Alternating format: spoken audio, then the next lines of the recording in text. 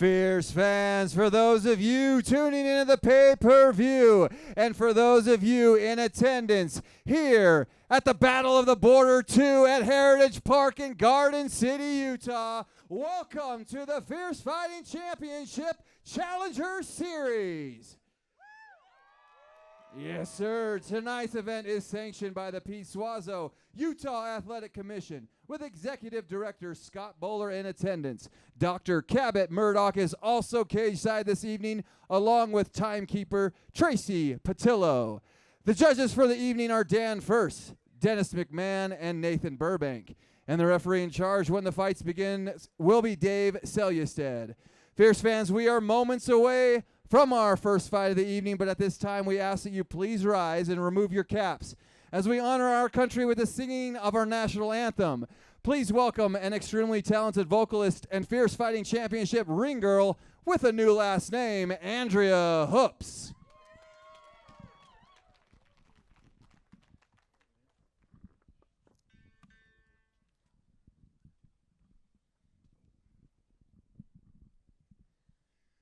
Oh, say, can you see by the dawn's early light what so proudly we hailed at the twilight's last gleaming, whose broad stripes and bright stars through the perilous fight o'er the ramparts we watched were so gallantly streaming, and the rocket's red glare, the bombs bursting in air, gave proof through the night that our flag was still there.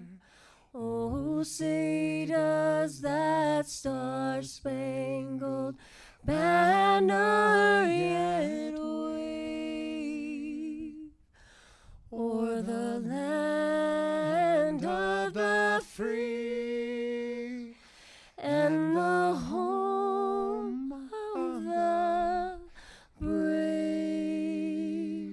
Make some noise for Andrea Hoops. Fierce fans, we are now ready for what you all came here to see. Thank you for your patience, and thank you, Fierce crew, for putting on a show here at Heritage Park.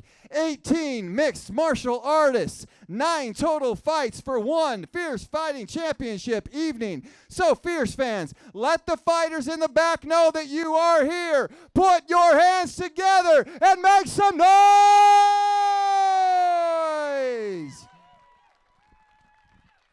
Our first fight of the evening is brought to you by Meterworks, an official sponsor of Fierce Fighting Championship. Fierce fans, let's wait no longer. Make some noise and welcome Nick Kreiser and then Giovanni Gonzalez to the cage.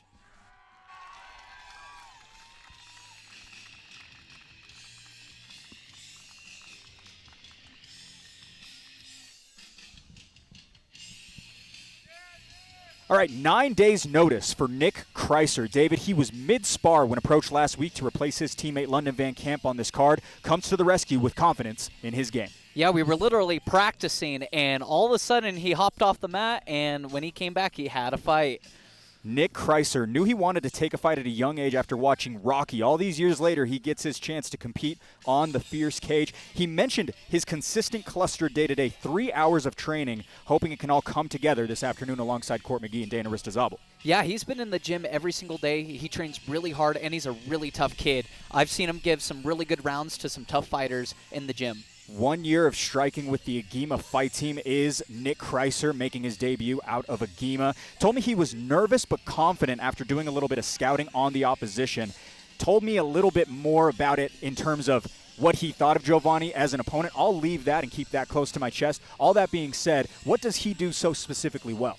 He's extremely talented and really tough, good wrestling, has a wrestling background as well as his striking. He hits pretty hard for an amateur, so very impressive, and hope to see him do well here tonight. An all-around athlete, played soccer, basketball, and lacrosse growing up, just 20 years of age, also has some grappling chops, 2 years of jiu-jitsu with some competition experience, and minimal wrestling reps. He mentioned that to me as well. 7 wins over the past 2 years on the mats, 4 of them by points, 2 of them by submission. Nick Kreiser, first of 18 fighters to make the walk live in Garden City this afternoon.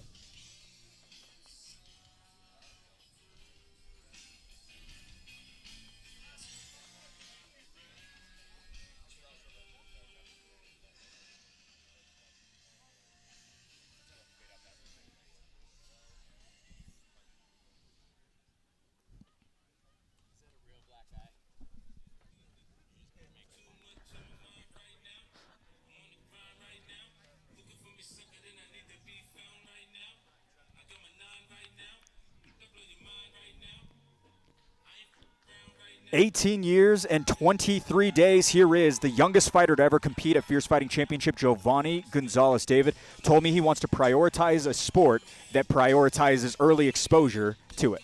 Yeah, I'm shocked he didn't have to get a parent signature, guardian signature to be in the cage here tonight. But we're really excited. We hear really good things about this kid coming from a young gym as well, so hopefully he can show up and fight well. Yeah, Giovanni Gonzalez out of Memento Mori had a boxing match when he was 14 years old, lost it via decision due to his cardio petering out, but told me he's learned a lot from that and looks forward to righting those wrongs this afternoon. I mean, anyone training with Walker Pelto, who we're going to see later tonight, is bound to be tough and bound to be a fighter, so I'm excited to see how his conditioning holds up. Walker Pelto, Dylan Tiedman, the final 2 men to make the walk. Giovanni Gonzalez, again, the youngest fighter in Fierce history. Previously, Alex Leyva from earlier this summer at 18 years old and 77 days. Gonzalez beat him by 54. That's going to be a really tough record to beat now. Yeah, I mean, we're going to have to find a minor to get in there at 17 or something. He was 17 permission. when I texted him, asking him about some of the debut things that I like to ask these fighters in order to get to know them a little bit better. Very impressive. Been training consistently for about 5 months. Kreiser is his 3rd opponent since he signed to take on this fight. Yeah, it's really exciting. We'll see what happens. All right, a duo of debuters start us off. Kreiser is the older man at 20 years old. As the 2 5'10" featherweights were all clear on the scale last night. Looks as though both are inside of the cage. We are just about ready to get it going. So we'll send it to Fierce's most recent married man, Jackson Hoops. Fierce fans, this fight is sponsored by Meterworks, and this fight is an amateur featherweight bout scheduled for 3 3-minute rounds. And when the fight begins, the referee in charge will be Dave Selyusad. Introducing the first fighter, fighting out of the blue corner. Making his amateur debut, he stands 5 feet 10 inches tall and weighed in at 144 1/2 pounds. Fighting out of Agima Jiu-Jitsu and MMA. Hailing from Provo, Utah. Fierce fans, make some noise for Nick Kreiser. And introducing his opponent, fighting out of the red corner. Also making his amateur debut, he stands 5 feet 10 inches tall and weighed in at 143 1/2 pounds. Fighting out of Memento Mori, hailing from Montpelier, Idaho. Fierce fans, make some noise for Giovanni Gonzalez.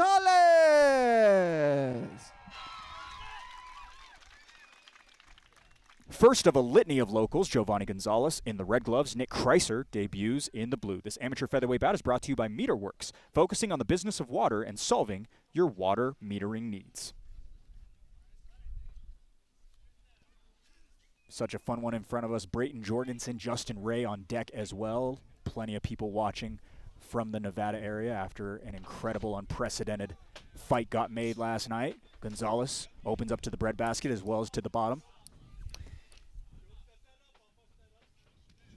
Nice entry as well by Kreiser as he'll close the distance. Nice knee as well by Gonzalez.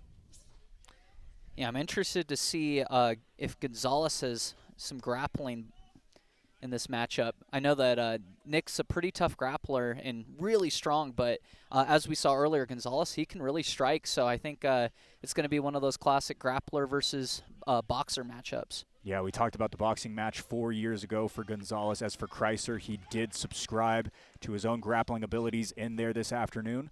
Talked a little bit with one of the Memento Mori fighters fighting later on tonight, who spoke so highly of Gonzalez's striking. So far, so good. Yeah, I don't like how Kreiser's moving left and right. He's kind of turning his head away. He needs to be looking at his opponent. But, you know, obviously there's a reason why they're both debuting and learning in the cage. Quick entry inside. Kreiser tried to mat the opposition once again to no avail. Big clapping shot. Gets a couple of oohs and ahs through the park. Yeah, both these guys hit pretty hard.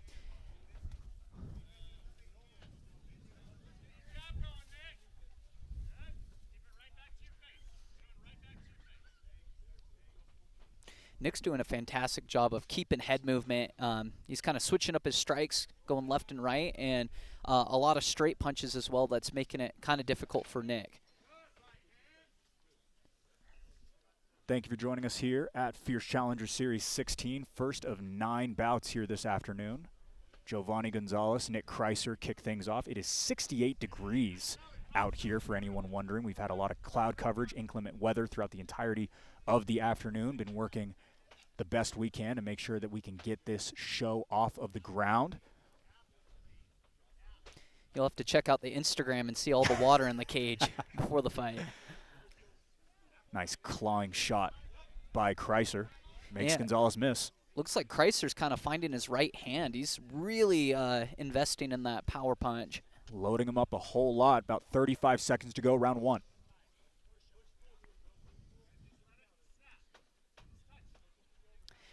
And to think that he came up with this on 9 days' notice, you know, he looks like he's in pretty good shape thus far, at least in this first round. And Gonzalez doesn't look phased either. Both of these guys look pretty ready to fight the full 3 if they need. So impressive by Kreiser, but Gonzalez rung the bell of the Agima fighter. Down is Kreiser.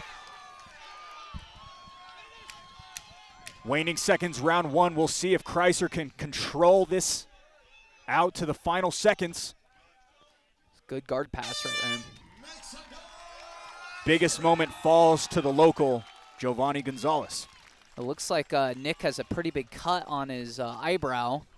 We'll have to see if the doctor or anyone looks at it.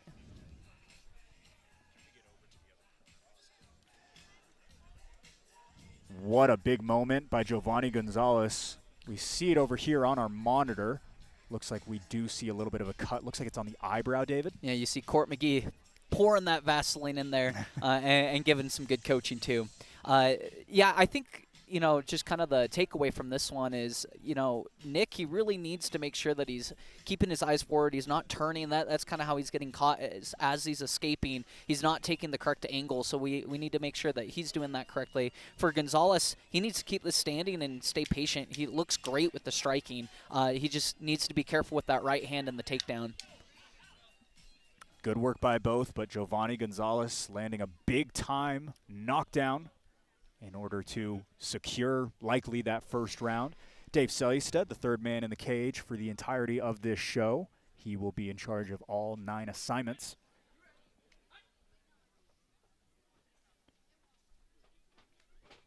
Straight into a kick to the breadbasket for Nick Kreiser. Gonzalez answers back with a low kick. Yeah, you don't normally see a rear side kick in MMA. That was pretty sweet. Now swinging for the fences is the Agima fighter. You can kind of see it in Nick's eyes that he's, kind of a deer in the headlights, but he's reacting very well, and he's throwing powerful strikes, preserving himself. Handled the close of that round very well. Top of round 2 brought to you by Meterworks.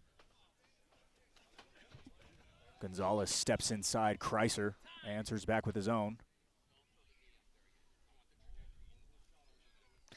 Quick warning from Dave Seljested. You got to be careful with those knees, especially as an amateur. We've seen several fights, even fighters on this card that have been DQ'd for knees to the head. Kreiser caught him in motion. Nice strike by him. Yeah, this is kind of where you figure out what people are made of. Oftentimes when people get hit like Kreiser did and they kind of falter, he's looking to be pretty resilient and doing a great job here, in the cage tonight. Crisp combinations by Gonzalez. just a couple moments ago, piecing it together well. Beautiful body shots. He's really investing in, throwing low and then even kicks to the bottom. See the hands coming down for Kreiser. Really battering down. The 18-year-old seems to be rolling downhill at this point. I think he's going to finish this if he can keep investing in that body. Kreiser trying to close up. That'll call it. Giovanni Gonzalez, 18 years of age, already at win number 1. And he looks so calm in there still. He was breathing a little bit, but looks like that he was made for this. We talked about his hands. They are as legit as they come. David Kim, that was impressive. Yeah, you could definitely tell there was a big skill discrepancy there in the striking, and he just looked phenomenal. Staying composed the entire time, switching it up between the head and the body. He did a great job.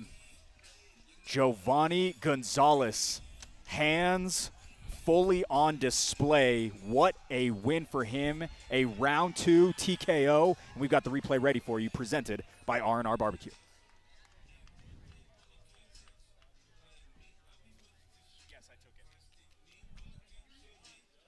Just about ready. If we can get that replay up. There it is. Thank you so much to our great team. Yeah, you just kind of see that the posture for Nick is kind of broken because all those body shots were really damaging him and brought the hands down, and eventually it led to the TKO. Massive win for him. He is going to move to 1-0. As for Nick Kreiser, 9 days notice, still look good in there, Dave. I was pretty impressed. You definitely can't question his heart. He's a tough kid. He definitely went out there and tried his very best. I definitely expect greatness from both these guys. An impressive first fight here at Garden City. We are still sequestered in our corners, but it looks like just about ready to go. Dave Sellistead will bring them on the inside. Giovanni Gonzalez, that man, about to make it permanent at 1-0. Fierce fans, referee Dave Sellistead has called a stop to this contest at 1 minute 39 seconds of the second round, declaring the winner by TKO, Giovanni Gonzalez.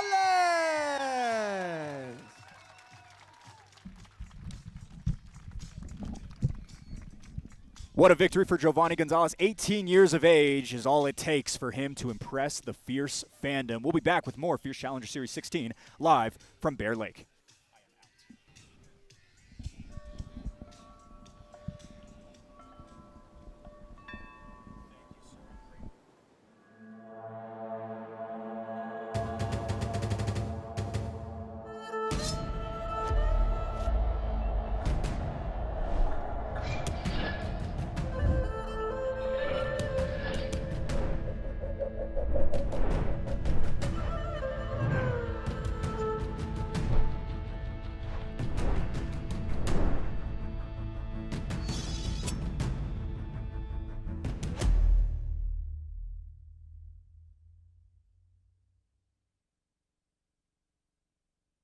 The energy in there, it was so fun that I know, we have to do this again. Lucas Pino, welcome to Fierce Fighting Championship. That was next level speed. Next level speed and power. I'm just a sniper, man. If it's open, I'm gonna take it. Jason, he looked good. He looked really good. Very impressed.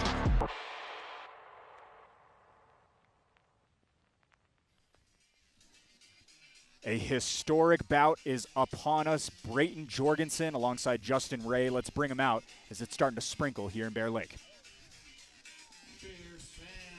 Our next fight of the evening, it is brought to you by Blue Clothing Company, an official sponsor of Fierce Fighting Championship. Fierce fans, make some noise and welcome Brayton Jorgensen and then Justin Ray to the cage.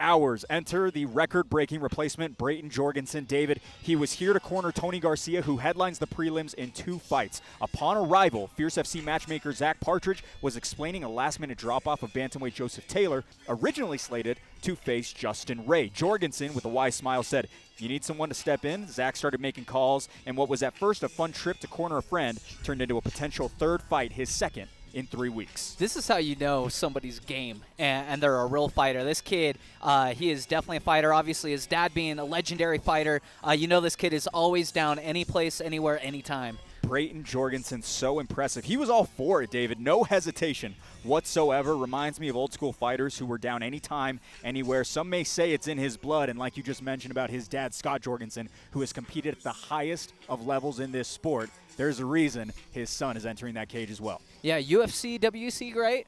Yeah, I mean, fought Dominic Cruz for the world Wow. title in WEC. That's pretty cool to see, you know, somebody at that pedigree, their child now fighting. It's really cool in sport when that happens.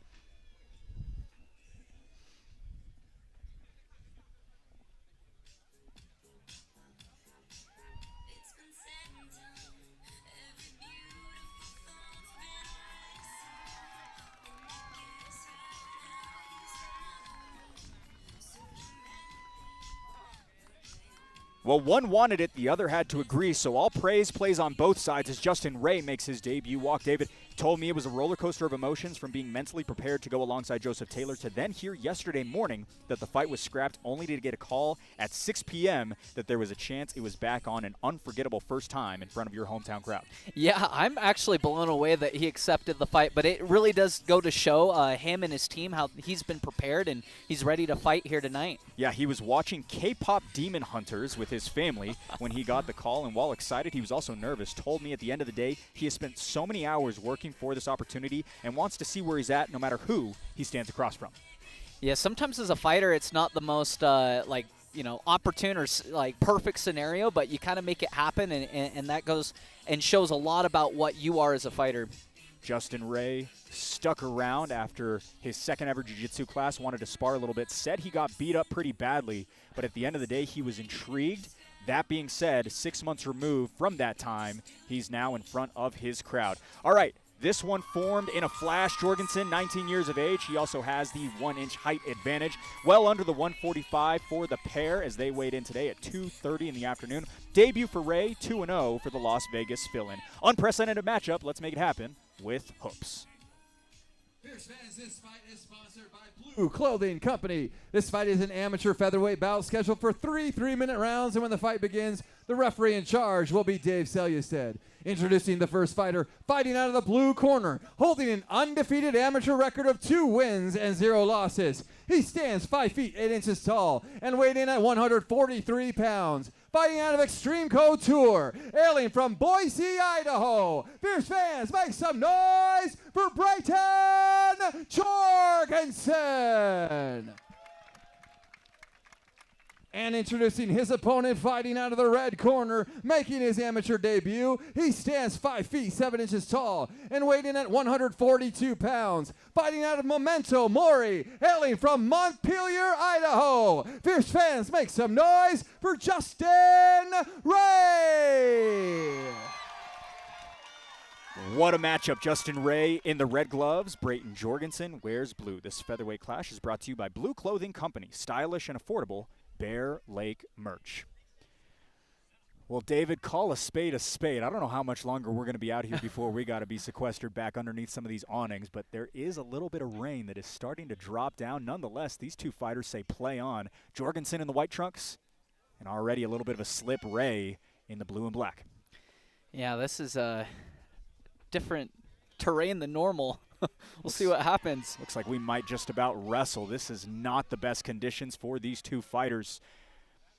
And depending on what happens, there is definitely legs to combat this with a commission in terms of the conditions in which you can compete. Both have already slipped a little bit. Oh, yeah. If I get submitted because I got taken down, I'm for sure talking to Scott Bullard and, filing a formal complaint with the Utah State Athletic Commission, PSOC. So Jorgensen slipped first. Then we saw one from Ray. Saw a little bit of a slide right there. But, hey, this is a story you can tell your kids and your grandkids. You fought in the rain. An unbelievable matchup. Ray right now having his way on the back of Jorgensen just about 60 seconds into round one. At least it's fair. They're both in the rain.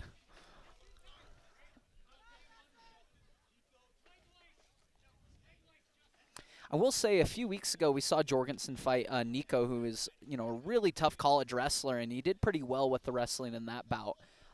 Very curious to see how, obviously the terrain and the weather affects everything, but we know both of these guys are real tough. Yeah, Brayton Jorgensen, when he faced Nico Braswell, it was on 2 weeks' notice. This one, again, 20 hours here for his friend. Decided that he was going to put on some shorts himself. His dad, Scott, made the drive up as well. He is in his corner this afternoon as the two fighters jockey for position in the clinch. Brayton Jorgensen, 2-0, trying to make it 3-0. I was talking to one of his teammates. He has another fight on the books for November in Boise. That being said, he could potentially be 4-0 moving in to 2026. Nice toss by him to find his way to the mount. Or nearing the mount, I should say. Yeah, that was a great headlock, and he's doing a great job of just kind of controlling each position. Though Taylor, obviously has shown to be a pretty good wrestler on his feet. We'll see how his jiu-jitsu game holds up. This is wrong. It is Brayton Jorgensen and Justin Ray. Blue corner is Ray, not Taylor. About 30 seconds to go, round one. Brayton Jorgensen able to find his way into the guard of Justin Ray. Really hard to garner up offense from this position as well, David. Yeah, I mean, it's really difficult because you're so close. For the person on top, they can't really throw punches. For the person on bottom, there's not much you can do. You don't have the space behind you. Justin Ray wrestled and qualified for state while attending Bear Lake High School just up the road in Montpelier, Idaho. We saw a little bit of those grappling chops through the first 3 minutes, but we will see stools in this second matchup. Yeah, and we've had a lot of fighters come out of Bear Lake High School. Their wrestling program must be tough. Walker Pelto, a state champion out of there just a couple of years ago. Brayton Jorgensen has had a whole lot of success in this state as well when it comes to high school wrestling. Calm and composed, no stool for him, just like it was last time he was competing 3 weeks ago. David, I can't tell you enough how crazy it is to see this kid right back in here, back-to-back Fierce FC events. When he wasn't even on the cards coming into this, we found out literally less than a day ago. It's unbelievable. Yeah, it definitely is a testament to how tough this kid is and how bad he wants to be a fighter. Racking up those wins as an amateur is pretty impressive at this age. Just 19 years old for Brayton Jorgensen. Last fight was filled with so many fun scrambles and exciting grappling exchanges. We saw a little bit more of it. Not too much attempted in terms of trying to dry up the canvas. I don't know if that's an athletic commission thing, if they have to fight as is. Yeah, I don't know. We saw someone go in with a towel, but I don't know. Maybe it was just for a corner. Interested. Not too sure.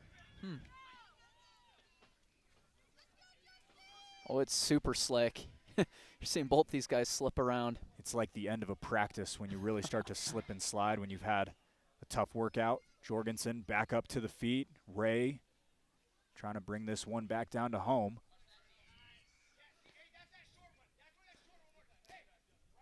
Last week I was in Vegas and I was at a gym and it was steamy hot, sweaty, and slick around there too. So maybe he's used to it. Jorgensen slides his way into one hook. Now trying to wrap up that neck, potentially pull off a third straight submission. He has it pretty tight. Just about there. How about a trio of submissions? Brayton Jorgensen, 20 hours, no problem. That was very impressive. What a win by him. Getting the job done is Brayton Jorgensen.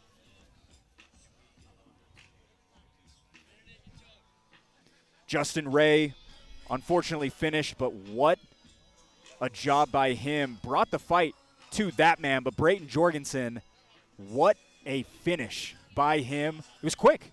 They're going to have to give him the nickname of Any Time or something. No doubt about it. Brayton Jorgensen, all smiles again, will likely be in the corner. His dad, Scott Jorgensen, has done so much in this sport. He seems to be the next one up. We got the replay as well. Yeah, right over here, even with the current situation, he did a great job of putting the hook in and then just going right under the neck of Ray. Put the choke on, and that's all she wrote.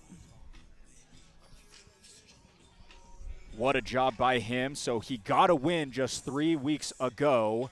Justin Ray giving a couple of handshakes to the winner's circle. Extreme Couture seems to have a new problem on hand. As for Justin Ray, excited to see what the future holds for him. But Brayton Jorgensen seems to be a new name worth tracking.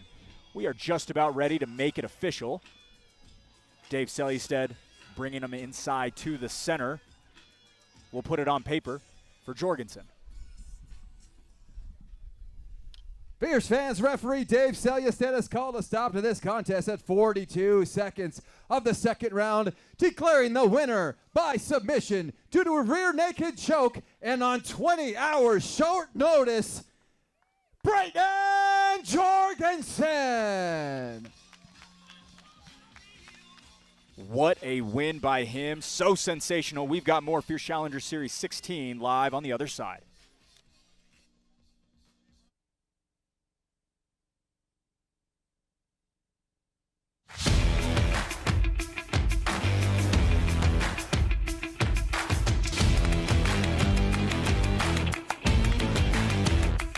Garcia. Oh! Put Jorgen down, completely asleep.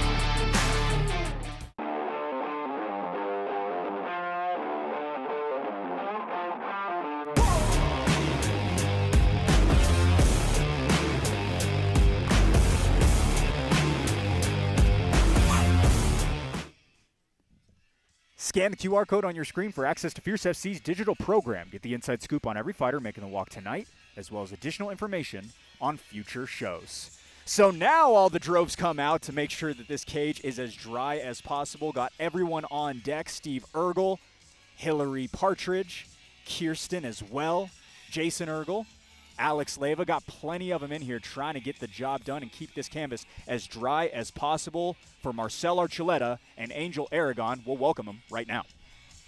Fierce fans, make some noise for this Fierce crew.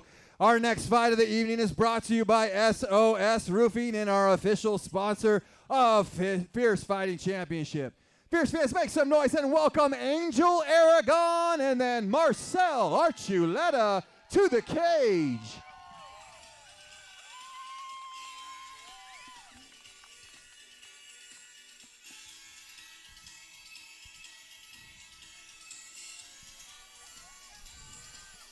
All right, another Aragon emerges from the Agima fight team, and Angel Aragon. David, a big moment for him to debut alongside his brother, who fights later today. Oh, yeah. Angel, he put me up to saying that he's the more athletic of the brothers. But Angel is really, honestly, a great athlete. He's such a tank. You'll see it here in a moment. He's really powerful, good boxing, good wrestling. I'm excited to see what he brings to the table. Yeah, watching his older brother compete over the years, he told me, has definitely inspired his transition to the sport over the past 12 months. Told me Alan is the best coach, teammate, and mentor he could ask for. It's been so beneficial to have him there to show him the ropes. Yeah, it's great when you can have an older brother who helps you out. And, you know, it's funny. A lot of people think Angel's actually the older brother because he looks like he's 40. 19 years of age, born December 10th, 2005. That's a good one for one of your teammates in Angel Aragon. Again, his brother Alan Aragon competes in our co-main event later on this afternoon. Told me he's excited to put his efforts into performance today. Formerly a wrestler and football player at Mountain View High School. Graduated last year and again has just kind of followed the family footsteps, but been boxing a lot outside of the gym of Agima as well. Yeah, recently him and his brother have been going to a place in Orem, and they've been getting a lot of good rounds in, so I'm excited to see how that translates into the cage here tonight. Angel Aragon will await Marcel Archuleta, who is ready on deck.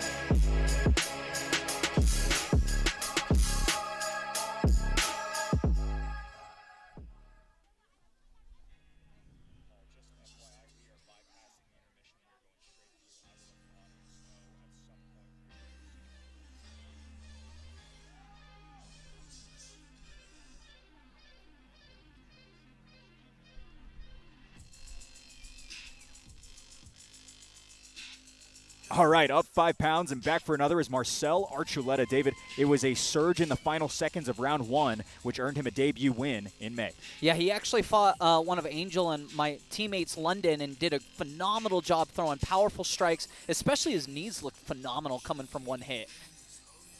Marcel Archuleta out of One Hit MMA in Layton, Utah, backed by his kickboxing and jiu-jitsu bases, snagged a nice guillotine attempt actually versus London Van Camp in that debut. I have heard of his back-taking abilities exceeding expectation of other high-level competitors, given he's only been at One Hit for about a year.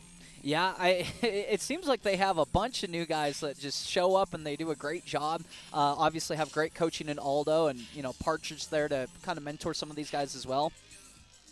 Marcel Archuleta, again, One Hit MMA is home to so many of these mainstays in the lightweight division. Ammon Garcia, Calvin Taylor both getting victories at the Maverick Center just a couple of weeks ago. Aspen Kobayashi competing on that card as well. Not to mention Cole Faust fighting in Vancouver on UFC Fight Pass on Thursday night. All of them doing incredible jobs and excited to see what the future holds for that gym. 5 potent knees finished the fight for him last time out. Has a whole lot of power. Yeah, he's super talented with the striking, but really an all-around fighter for sure. Has such a sharp and snappy jab. Had a little bit of a slower start in the debut, but came out on top again inside of 3 minutes. Let's look at the intangibles. Aragon is on the south side of his 20s. The height advantage strikes in Archuleta's box as we are all clear on the scales. Marcel looking for his second as Aragon eyes a debut victory. All right, inside to get you tuned up is Jackson. Fierce fans, this fight is sponsored by SOS Roofing. This fight is an amateur lightweight bout scheduled for 3 3-minute rounds, and when the fight begins, the referee in charge will be Dave Selyusted. Introducing the first fighter, fighting out of the blue corner, making his amateur debut. He stands 5 feet 6 inches tall and weighed in at 155 1/2 pounds. Fighting out of Agima Jiu-Jitsu and MMA, hailing from Orem, Utah. Fierce fans, make some noise for Angel Aragon. And introducing his opponent, fighting out of the red corner, holding an undefeated record of 1 win and 0 losses. He stands 5 feet 9 inches tall and weighed in at 154 pounds. Fighting out of One Hit MMA, hailing from Kaysville, Utah. Fierce fans, make some noise for Marcel Archuleta. Marcel Archuleta returns to action in the red gloves, debuting Angel Aragon answers in the blue. This amateur lightweight bout is powered by SOS Roofing. Request a free estimate today with SOS Roofing. So it seems as though the rain has settled just a little bit, not as much moisture coming from those clouds, but nonetheless we will play on here. We are not doing an intermission. We are bypassing that, and we will go fully through the 9 fights. So Marcel Archuleta alongside Angel Aragon, Dylan Smith, as well as Tony Garcia will be up next. For people with the amount of experience these guys have, I'm actually really impressed that they're kind of doing that feeling out process, getting some reads. Both locked in pretty well. Nice attentive head movement by Aragon. Hasn't taken too much damage. Archuleta making his reads right now. Yeah, Angel kind of has a higher guard, whereas Archuleta's a little more calm, hands down.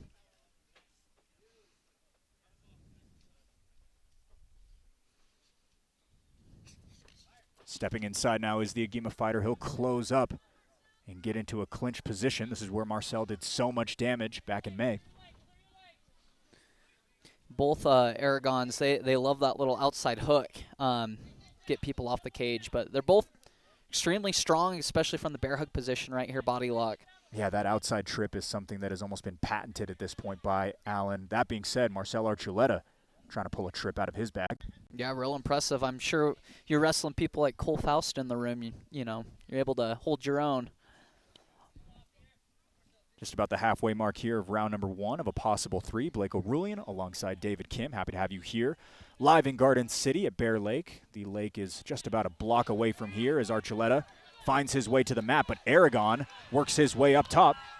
Yeah, that was a great scramble. Good throw, but, Angel was able to kind of recover and use, his weight as well as being a little lower center of gravity to defend that. Aragon, a jiu-jitsu blue belt, competed at a tournament in January, went 4-0 with a pair of submission victories. Right now in the guard of Archuleta, who puts together a strike from the bottom. Yeah, Angel's kind of a tank if you've ever wrestled or rolled with him. He's hard to take down. He's hard to move.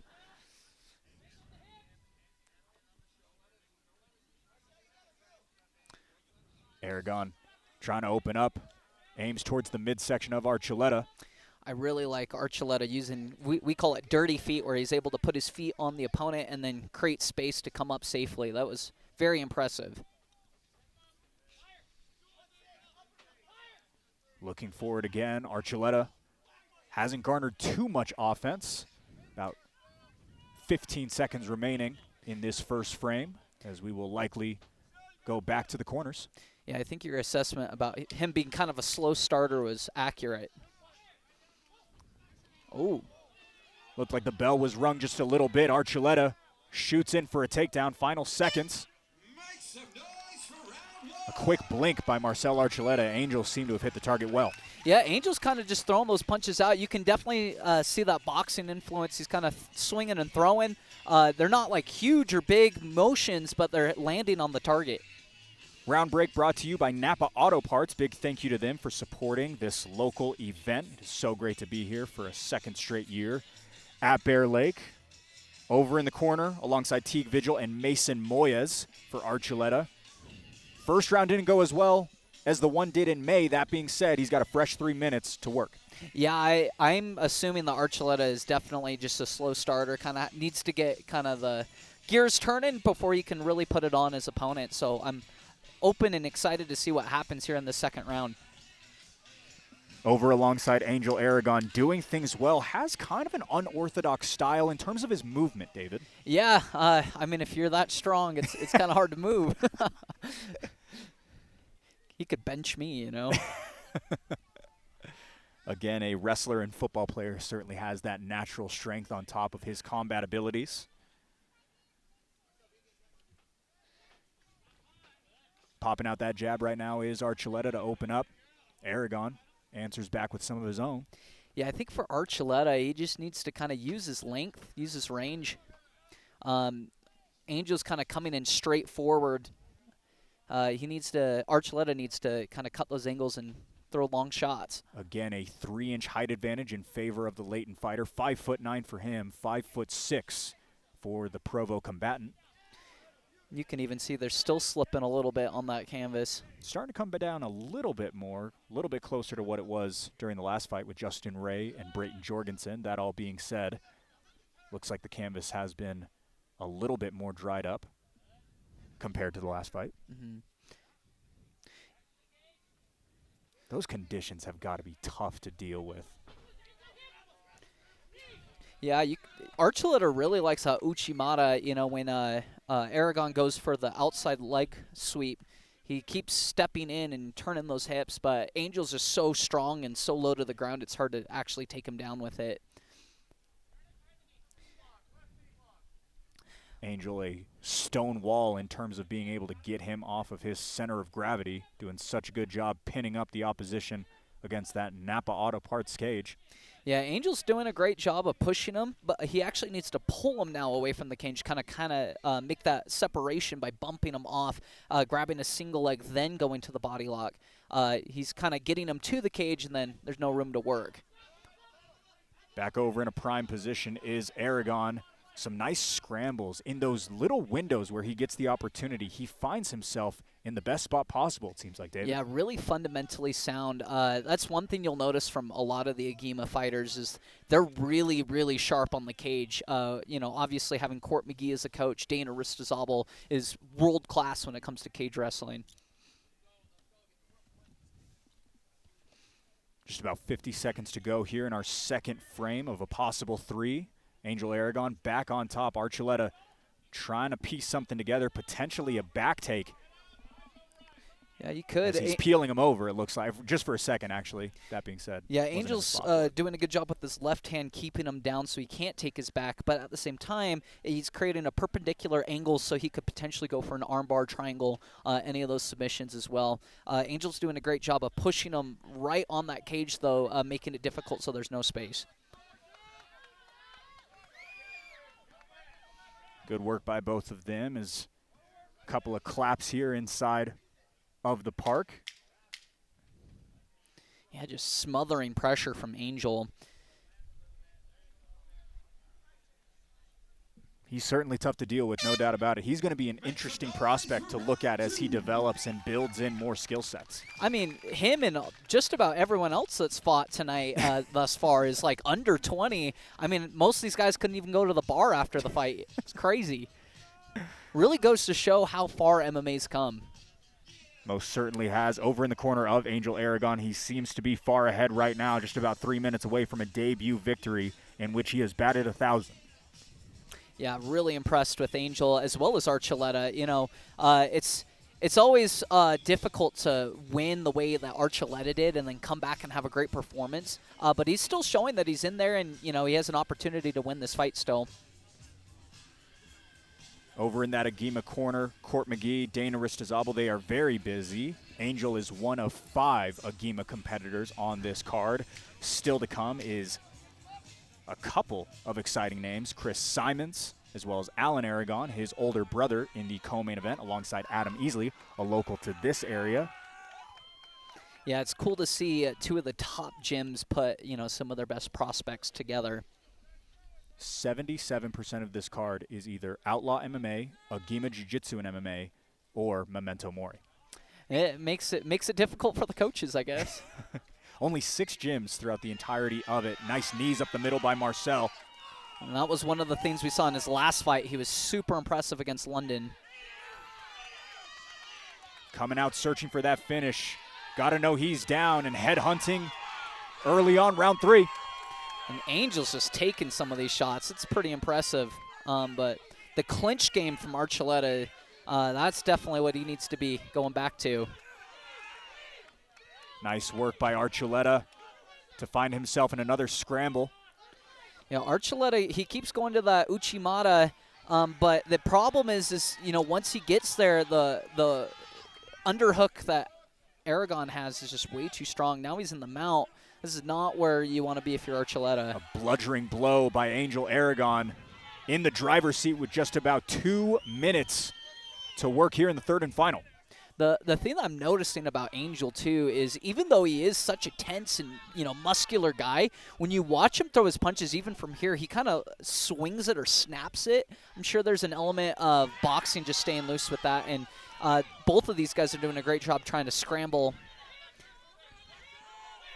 Almost getting into a crucifix, but reversal coming from Mr. Archuleta. Nice work by the one-hit fighter to find his way to the back. We talked about this being an underrated attribute of his game. Now has about 90 seconds, or about 85, I should say, to work straight in the center of that Will Andrews injury attorney cage. Yeah, if I'm Archuleta, I'm assuming I'm down 2-0, so he either needs to get a big round here or a finish.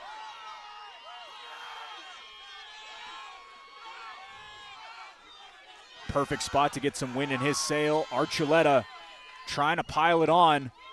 Angel Aragon not giving him a stagnant target, David. Yeah, he's moving around. He's doing a good job of kind of turning each side, but he's not doing a great job of breaking the posture or moving the knees to escape. At this point, you need to either trap and roll or elbow escape. Can't just be taking these punches. Dave Sellistead giving this a very good look. He is inching closer and closer. You can see him pushing off of the cage. If he can use that to escape, that might be beneficial. Archuleta flattening out. Final seconds, round 3. He could beat the buzzer. It would be an all-time comeback by the one-hit fighter. Yeah, real impressive. And, I mean, Angel's not doing too much. Unfortunately, he's trying to move the legs. Call it a comeback, Marcel Archuleta, 2-0. What a finish in Bear Lake. That was pretty impressive. David, from being clearly down 2 rounds to none to coming out sniping in round 3, find himself in that spot and puts together a TKO with just about 15 seconds remaining. Yeah, he's the real deal. He's so hot, you might as well dip him in the lake. Marcel Archuleta, 2-0 for him. What a finish. Rocked in the first round. Knees were buckled. Second round went all the way to Angel Aragon. And in that third and final, knew he had to get it done inside the distance. He will. And what a win. And David, I will say this as well. We talked a little bit about him being a slow starter. I think that's fair to say. All that being said, what does the future look like for him? 2-0 right now, 3-4 wins from at this point. I mean, this guy looks like a real prospect. I mean, at lightweight, not to be a homer, but to throw out a name like Brock Adams, who's also 2-0, who just fought his teammate. That might be a fun matchup. Who knows? Certainly something to propose to Zach Partridge later on this afternoon. But for right now, the moment belongs to Marcel Archuleta in one of the best comebacks we have seen in quite some time at Fierce Fighting Championship. We'll make it official. Inside to the man in the cream suit, Jackson Hoops. Fierce Fans referee Dave Selyeset has called a stop to this contest at 2 minutes 47 seconds of the third round, declaring the winner by TKO, Marcel Archuleta. Massive victory by Marcel Archuleta. Dylan Smith and Tony Garcia wait in the wings for this break at Fierce Challenger Series 16. Sir, flex I do work. 6 I'm like Mike. He's out of sight. Whoa, you done got me pipe. You man like I. Things out the spot.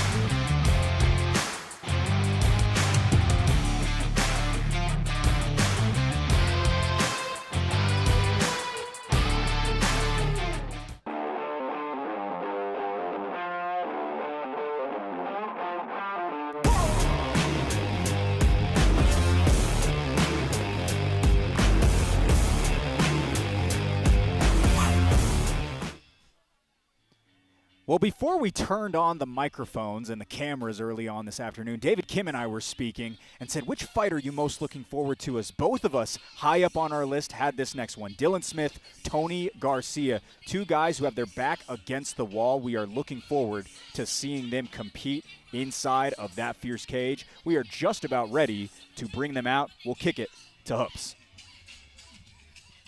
Fierce Fans, our final fight of the preliminary card is brought to you by Staker Parson Companies, an official sponsor of Fierce Fighting Championship.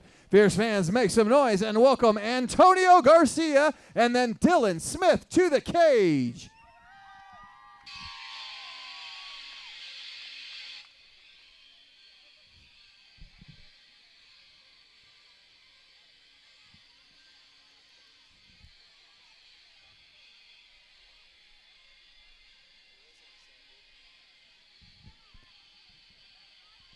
All right, looks like we lost some of our music, but nonetheless, long time no see. Welcome back to the Fierce Fans, Tony Garcia. David, don't let that record fool you. A high-level grappler with so many ways to win. Just got to piece it together today.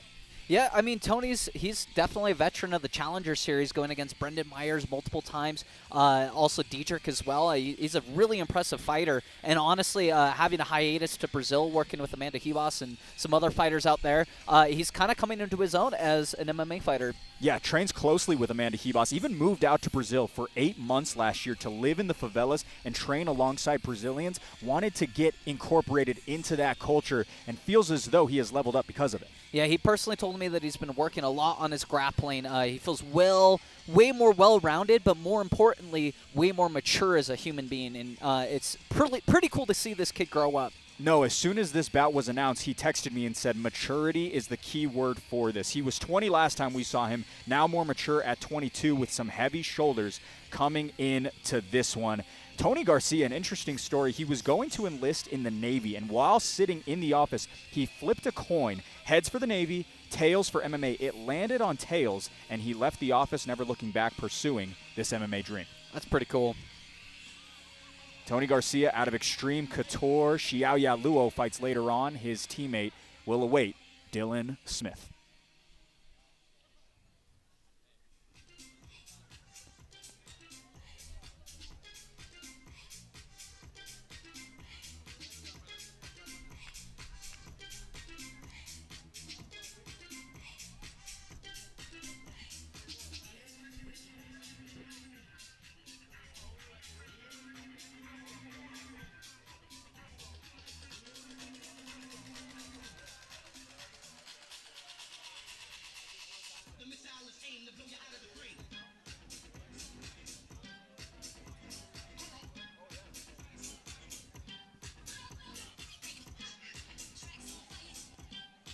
All right, still searching for that first win is Dylan Smith. David, couple of early cutoffs, but has plenty of potential when we refer to his dedication to martial arts. Yeah, I mean, this guy, he just came back from Thailand where he had some fights. He is all about the martial arts, training at Cache Valley Martial Arts. His teammate Mauro is a really good pro. Obviously, he has Kofi in his corner. Really good team out there. A funky style sequences the nickname The Squid. Started as a hip-hop and breakdancer. Later on, his unorthodox movement in the gym lent to him getting that nickname. Yeah, everyone knows him as Dylan the Squid. And if you've ever rolled with him, you would kind of know why. He's pretty scrambly, pretty squirrely. He definitely gives people predicaments and problems on the mat. Also has a surplus of striking attacks. Spent 4 weeks in Thailand this May. Another thing similar to Tony Garcia, where he feels that this has made him a better fighter. Yeah, I wouldn't let either of these guys' records fool you. Both of these guys, especially Dylan, super tough, super talented, and very skillful fighters at one of the more skilled weight classes. Dylan Smith hasn't really had an easy night thus far. Faced Tristan Parks, who now holds a 2-0 record. Chris Carrillo, currently 4-2. And when you do have those tough schedules, it makes some of these walks later on in your future a lot easier. Oh, yeah. When you've fought people that are tough, it makes you tougher, and it, kind of gives you that experience that you need to go against anyone and not worry about it. Here are some of the numbers on paper, powered by Will Andrews, injury attorney. If we could go ahead and pull those up. 1 year and 1 inch separates the two. Smith older, Garcia is taller. Both sides limbo that 130-pound threshold as the Squid searches for his first. Garcia trying to snap a 4-fight losing streak of his own. The Squid is inside, so is Garcia. Both of these guys itching for a win. To get it off the ground, we go to Hopes. Fierce fans, this fight is sponsored by Staker Parson Companies. This fight is an amateur 130-pound catchweight bout scheduled for 3 3-minute rounds. When the fight begins, the referee in charge will be Dave Selyusted.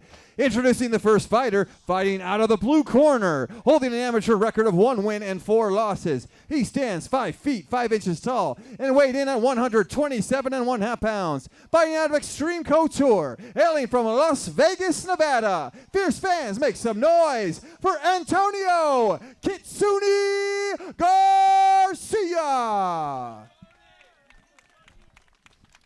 And introducing his opponent, fighting out of the red corner, holding an amateur record of 0 wins and 2 losses. He stands 5 feet 4 inches tall and weighed in at 129 pounds. Fighting out of Cache Valley Martial Arts, hailing from Logan, Utah. Fierce fans, make some noise for Dylan the Squid Smith. Dylan Smith's first time at Fierce in the red gloves back in Utah is Tony Garcia in the blue. This 130-pound catchweight bout is delivered to you by Staker Parsons, the preferred source of landscape products and construction services. David, we were talking about both of these guys earlier on as well, and we said both of them are so convinced that they are the better man in there this afternoon. That all being said, it makes for a really exciting bout coming on fight number 4.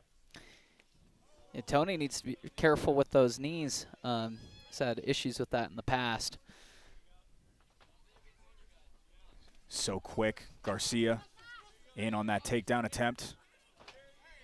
Yeah, real impressed with both the striking and grappling thus far. Already trying to punish up top is the Las Vegas fighter. Smith working his way back up. Might be a little bit compromised there in that front headlock position. Moves his way back to the cage.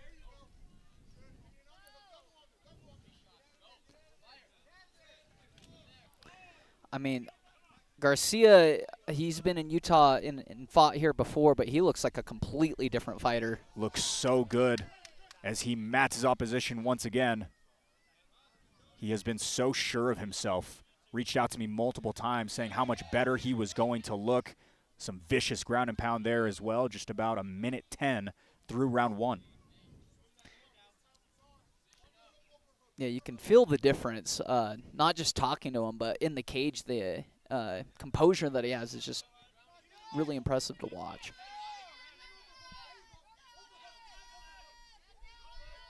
Tony Garcia, for anyone keeping track at home, a 2-time state champion in wrestling in the state of Nevada in his youth. 22 years of age now, but did come from that base coming into martial arts.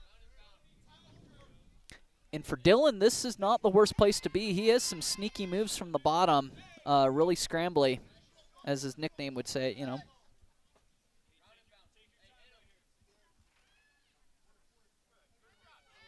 So much weight presented over the top by Garcia.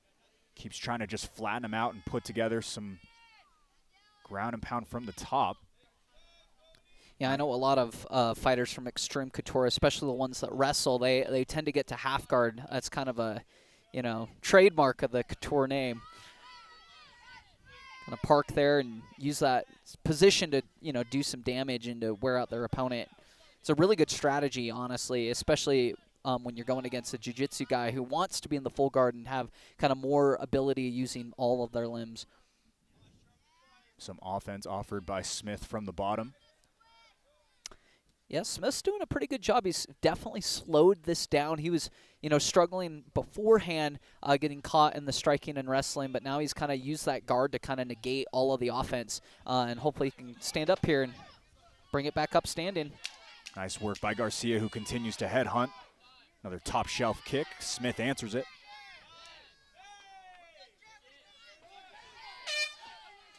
Nice work by both. Fun matchup already. Excited to see the next 3 minutes. Yeah, this is a sweet matchup. And, I mean, obviously that round, just based on activities, probably going to go to Garcia. He just did a really great job of dictating where the fight went and doing damage while he was there. Brayton Jorgensen, already in the corner, just fought moments ago, got his victory, and now here for what he originally came to do, which is corner that man, Tony Garcia. David, he did take one fight away from Fierce in August of last year in Brazil. He weighed in the day of, wrapped his own hands, warmed up shoulder to shoulder with his opponent. It was tough circumstances, but he said it almost makes fighting here, where it is a lot nicer and a lot more organized, easier. Yeah, I mean, if you've seen like the UFC or other major promotions, you have people from all over the world, and a lot of those people, like, this is kind of their only shot of being great and being famous. And so it really does put it into perspective when you see people chasing their dreams and they have nothing or they don't have a lot of opportunity. Last win for Tony Garcia was September 24th, 2022. It was his debut at the Maverick Center. He has faced some really, really good names. Same situation alongside Dylan Smith, who also looking for his first amateur MMA victory. And that was against Dietrich, correct? It was not against Dietrich. It was to another independent fighter who actually hasn't gotten really back up onto the scene, but did fight Dietrich as well as Brendan Myers a couple of times as well. He has put on some incredible performances inside that Fierce cage. Nice rip up top by Garcia, now feinting and moving. Closes inside the distance, and now having his way as Smith tries to play some jiu-jitsu. Yeah, he's doing a great job of showing the fake, throwing the strike, and then seamlessly marrying that into his wrestling. Dylan's going for this rubber guard entry, probably going for triangles and gogoplatas, if you know what that is. You know, it's kind of difficult to do sometimes in MMA, but it does allow you to not get hit because you are controlling the posture of your opponent. It just is kind of a difficult one to actually land. Garcia trying to work his way over to the mountain. He's got one leg over. One more, it could be dire circumstances for the Logan fighter and Dylan Smith. Yeah, I think Dylan's going to kind of need a sense of urgency here as he is in the Anaconda. Looks like he's working towards it. Tony Garcia does have one submission victory. It was that one from 3 years ago. See if he can wrap one up again and squeeze.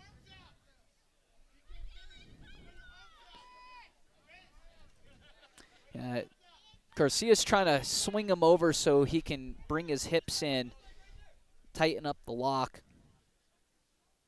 This one can be quite tough, though, especially for, us short-limbed fighters. Kind of difficult sometimes to actually finish this submission. And the skinnier arms for Smith as well. Yep. Not able to close it inside. Nice veteran-level instincts by Smith to get this back to a little bit of a safer spot.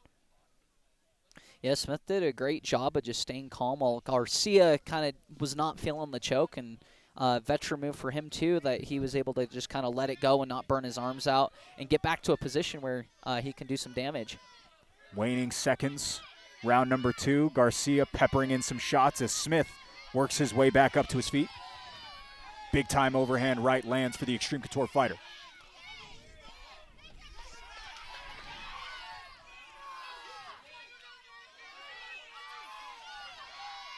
Both guys headhunting a little bit here.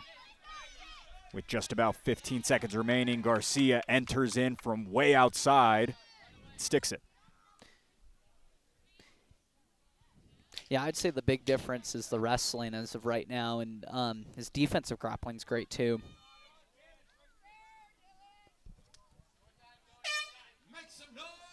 Third and final round is upon us. Brought to you by Little Spring Water, providing water to all of the athletes today at Bear Lake. Fourth of 9 bouts, we head over to the corner of Dylan Smith, who probably needs a finish, David. Yeah, I mean, his opponent, Garcia, is throwing hard punches. He's doing big takedowns. I think Dylan needs to give him a little bit more resistance and see if he can kind of make something out of it. I know that he does a great job with his Muay Thai, great job with his Jiu-Jitsu, but he needs to kind of put the gas on and really start throwing. Mauro Gutierrez alongside Kovi at Zitzo. When you think about what that corner might be saying to him, is it preaching urgency over anything else? Yeah, definitely. If I was in his corner, I would definitely be telling him to, green light, full send it, and try your best to get a finish right now. When you look at what Tony Garcia has been presenting, what is it that Dylan can do in order to put together potentially a finish? Is it on the feet? Is it maybe something in the jiu-jitsu game? I'd probably say defending the takedown and then throwing a strike or trying to land off of that defense, because as of right now, what he's been doing hasn't been working particularly well. Third and final round. There we go, just like that. As Smith able to punch one out and comb the chin of Garcia. Right back to that potent jab is Tony. Yeah, and being a southpaw, that's definitely an advantage too if you can line up your shots. In for another takedown for Tony Garcia. He has been perfect in that column this afternoon. Well, when you're in an open stance, you're able to simply slip the jab coming from the right side and then go right into the double leg. I've had fights where I've had the same thing happen, and it does make it very seamless, especially off of a right-hand cross or any other strike. A couple of big-time blows land for Garcia as he makes his weight well known. Smith now searching for a leg, trying to isolate. Has the knee bar. Hail Mary attempt will not go. 2 minutes to go, round 3. Yeah, I mean, at this point in the fight where, people are sweaty, the canvas might still have some residue on it, might be a little difficult to get those types of submissions. That being said, it has been nice to not worry about the weather for the last little bit. It looks as though we are all clear, 69 degrees, a little bit of drizzle in the forecast, but the sun seems to be peeking through. Yeah, it's not too bad. Barbecue and MMA weather. Go get your barbecue and R&R over there. More control time tallying up for Tony Garcia. He looks better than he ever has. No, he's seriously, 1 year Brazil and forget is a thing, I guess. Big thank you to Garden City for welcoming us so warmly into their town this weekend. It's been great to have all of their accommodations as we continue on through this card, nearing the halfway point, as Dylan Smith and Tony Garcia have sub 1 minute to put something together or go to the 10s and 9s. I mean, even obviously Garcia's a phenomenal wrestler, but if you, I'm sure you guys could go back and watch some of the striking exchanges. He really put Dylan kind of on the back foot, brought that guard up high so he was able to shoot in multiple times.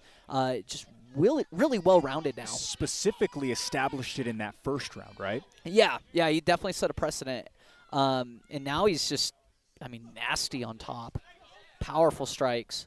Now a couple of more pittering out for Garcia. Looked like he was maybe going to go for the finish there. We'll see if he does. I like how patient he is, too. Earlier he was going for the anaconda choke, and now he's, totally okay just staying on top to win this. Nice stretching out. We'll see if Garcia can put together a submission. He won't, but looks new and improved. Tony Garcia likely to waltz his way to 2-4, his first victory since September of 2022. Yeah, he's a problem, guys. He's a problem for flyweights and 130-pounders alike. Well, David, we were talking about it earlier alongside Zach Partridge, and when you look at this one on paper, 1-4 for Tony Garcia, 0-2 for Dylan Smith. Neither of those guys are a replication of or a reflection of their record, nor will we maybe ever see someone with that much of an upside-down record putting together a performance like that. Tony Garcia, right up here against the broadcast booth, looked incredible this afternoon.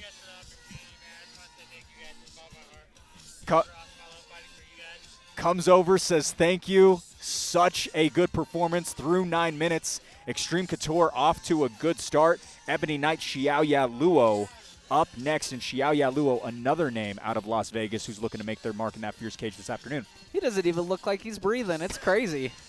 Conditioning on point. And like you mentioned, sometimes it is going overseas to sharpen your skills. Dylan Smith, we talked about it earlier. Two guys who have honed their craft overseas over the past year plus. Really a battle at the border personified. I told Dylan I'd make sure to get that in and give him a little bit of credit as well. Yeah, I mean, both of these guys. Can you imagine amateur fighters with losing records being this good at fighting? It's just a different world we live in right now when it comes to the world of mixed martial arts. All smiles for Ethan Goodwin and Brayton Jorgensen, who already has his win on the day. Ethan Goodwin, would love to see him on a fierce card at some point near the future on some of these fierce shows. They do such a great job down there in Las Vegas.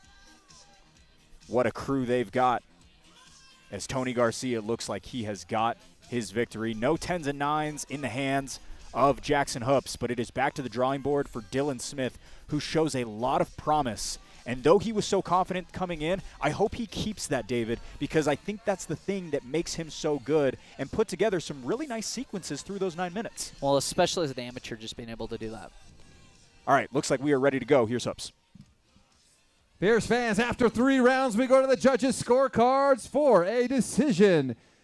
The judges score this contest 30-27, declaring the winner by unanimous decision, Antonio Kitsune Garcia.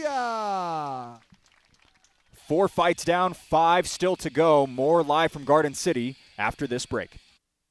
We're super excited to bring BLMH Bear Lake Clinic to Garden City.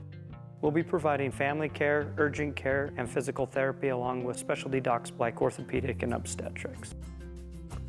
We'll be providing full spectrum primary care from newborns to helping our older population, full obstetrical care where we can do the prenatal visits here, the postpartum visits here. Having urgent care here is a huge benefit to the community. We have x-ray, lab, along with excellent providers to be able to see you same day. We're hopeful, being here in Garden City, that we will continue to be a beacon of hope in the valley, a place of healing for our families, and an opportunity for us to show our compassion to one another.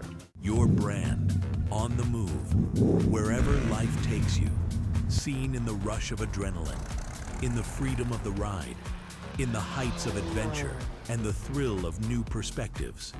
No limits, no borders, just your brand reaching new heights. Wherever the journey takes you, your business deserves to be seen. JC Pro Design. Wherever you go, make it visible. So again, we are bypassing through the prelims, and we will move straight into the main card. Ebony Knight, Xiaoya Luo, ready to make that walk. Let's bring them in with Jackson. Fierce fans, welcome to the main card. Everyone tuning into the pay-per-view, and everyone here for the Battle at the Border 2 at Heritage Park in Garden City, Utah. Put your hands together for the sunshine and make some noise! We're going to start this card off with our next fight of the evening, brought to you by MJM Construction, an official sponsor of Fierce Fighting Championship. Fierce fans, make some noise and welcome Xiaoya Luo and then Ebony Knight to the cage.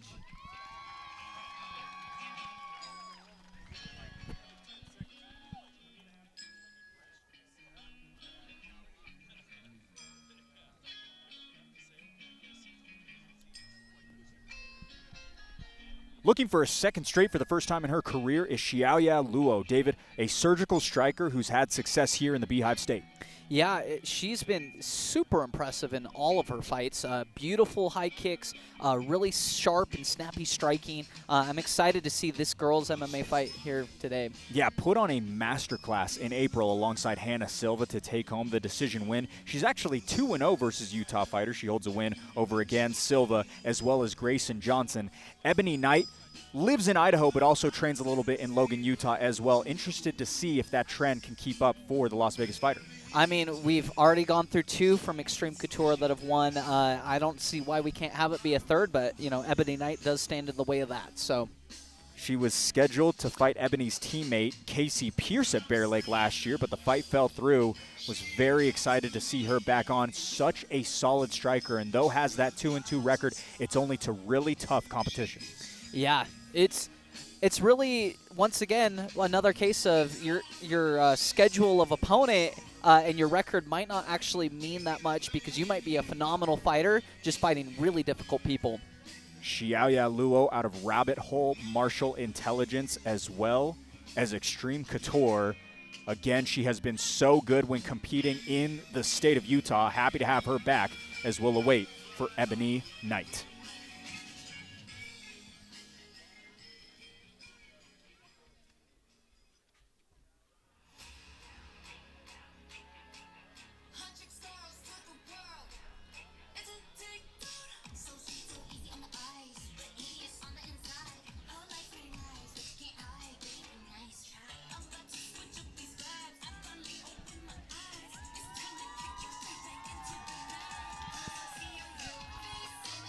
There's a little bit of a pop, first time fighting in front of a hometown crowd for Ebony Knight. David, she's had the upper hand in nearly every exchange of her combat career, looking to keep that trend intact with Xiaoya Luo. Yeah, I remember watching her against Kiani a while back, and she just looked phenomenal, just super tough. Just honestly, just a ball of fire in there. Really puts on the show for the fans. Ebony Knight hails from New South Wales, Australia. There is currently a pay-per-view watch party for her 18 hours ahead. It is 9:44 a.m. over by them. So good morning to you, and thank you so much for watching on the other side of the world for Ebony Knight, partner of Adam Easley, who competes later on tonight opposite Alan Aragon. First time they're competing on a card together since Ebony's debut in September of 2022. And not to mention, she has a pretty sweet walkout song to K-pop Demon Hunters. I'm very jealous right now. Ebony Knight, also impressively, a mother of 7. There are 4 from her, 2 from Adam Easley. They have 1 together as well. Side by side at strawweight we go. 13-year gap in age on this one. Knight the elder, as Luo stands taller. No issue on the plate with a record of 1-1 and 2-2, going toe-to-toe. All right, back in to turn the key is Hoops.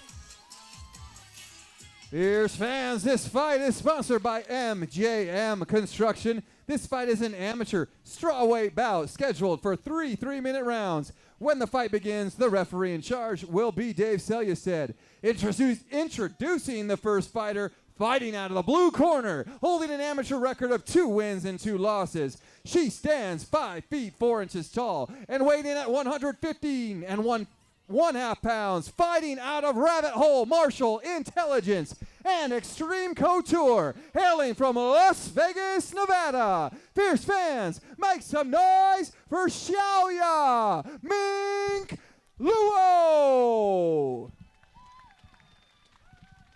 And introducing her opponent, fighting out of the red corner, holding an amateur record of 1 win and 1 loss. She stands 5 feet 1 inch tall and weighed in at 113 and 1/2 pounds. Fighting out of Cache Valley Martial Arts and Memento Mori, hailing from Eden, New South Wales, Australia, by way of Bear Lake, Idaho. Fierce fans, make some noise for Ebony, the Little Monster Knight.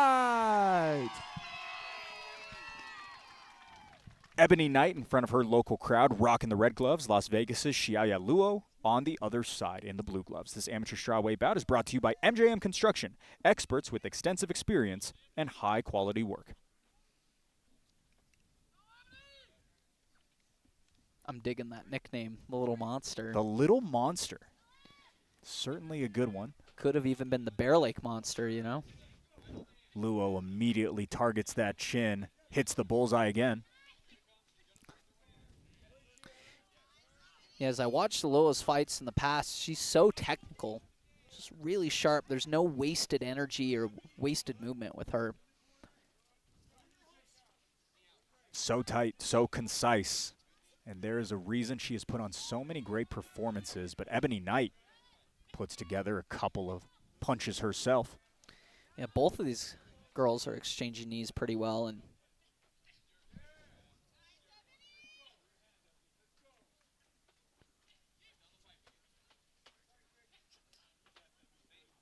Knight aiming downstairs. Luo has had a lot of success getting up towards that head region and that chin specifically. Knight, nice job working towards the body. it's also interesting to see kind of a difference in style where Ebony Knight, she's definitely a pressure forward fighter, where Luo, she's okay kind of being on the back foot, but also can go forward, kind of a little more versatile when it comes to the distance management.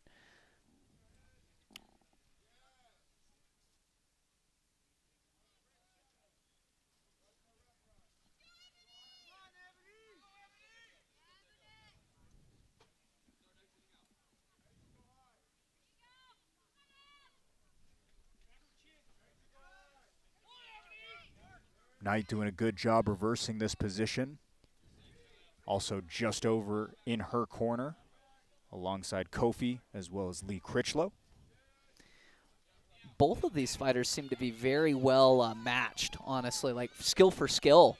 We've kind of seen it both in the clinch, back and forth, with their knees, with their striking. It's a good matchup. Again, Ebony just lives about 25 minutes north of here. I was talking to her yesterday before weigh-ins. Her and her partner on this card together. Kind of a special moment for the two of them. Looking good so far through the first 2 minutes and 20 seconds, but Luo inched in a knee just a few moments ago. Yeah, Luo's doing a good job of breaking the posture of Knight, using her right hand, kind of collar tying.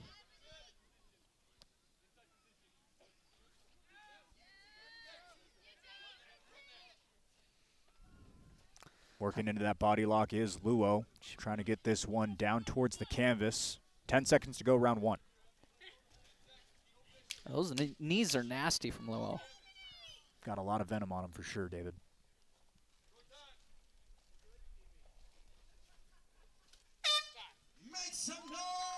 All right, to a second round we go.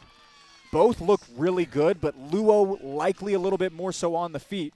We see Ebony Knight. Looks good in there as well. Yeah, that was a really, really close round. I would kind of agree with you on that, though. And I think both of these girls just kind of need to go back to their corners and be like, okay, we've had a feeling out process. Now what do we need to do to win? In terms of Xiaoya Luo, what would you say is the best attribute she showed through those first 3 minutes? Her ability to break posture and also the versatility in the distance management. She's not just coming forward. She's able to move back and still land strikes. She just needs to kind of stay off of the cage and make sure that she can continue to land the diversity of shots between the knees and the punches up top. Luo also holds 6 Muay Thai fights under her belt. She is 4-2 with a knockout to note as well. She's been striking for 3.5 years, started mixing in the martial arts about 2 years ago. Very impressive out of her as we are about to kick off round number 2. Big thank you to Mike's Market and Ace Hardware, a local company supporting our local event this afternoon. Yeah, that's one thing coming up to Bear Lake. I've been blown away with the community support. Definitely seems like a good place to be.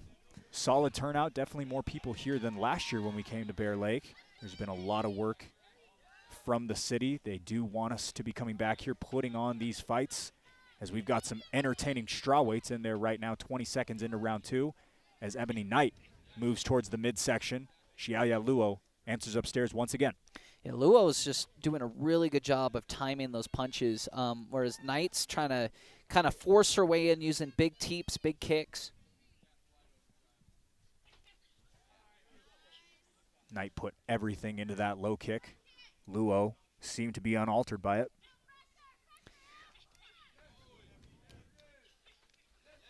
Crisp combinations once again, but a stern teep kick as well by the local fighter, David. Yeah, these female fighters are really back and forth. Luo's doing I feel like it's a little more accurate, but getting a little overwhelmed by Knight at times, especially when it comes to being up, on the cage and the pressure. And right back into the grappling we go, initiated by Knight, a jiu-jitsu blue belt as of June of this year. Typically, Luo is a fighter who likes to keep it standing. Mitigates grappling so well. A lot of that due to those knees, which she's investing in right now. Yeah, I can only imagine if she had the ability to throw to the head, how different this exchange would look. Knight now trying to wrap up for potentially a Hail Mary guillotine choke. That would be tough to pull off from that angle. Yeah, unfortunately, just a little too high for her opponent to be able to hit the guillotine from there. Luo bringing her down right here and get into a pretty good position on top. Luo sends it to the mat with 60 ticks to go in round 2. Is that legal? I think she missed the mark by just a little bit as Knight was getting up, but talking about potentially a grounded opponent and a strike to him. Yeah, I mean, obviously it didn't really land, but seemed to be to the head. Might have just allowed her to come up. So starting to see some bruising on the left side of Knight's face. That is the power hand for the orthodox fighter Luo, but she's mixing in that bag well. I mean, Luo's just doing a phenomenal job. Her jab is so snappy, but then all of a sudden she swings it around for the hook, kind of throwing that curveball. Powerful knee.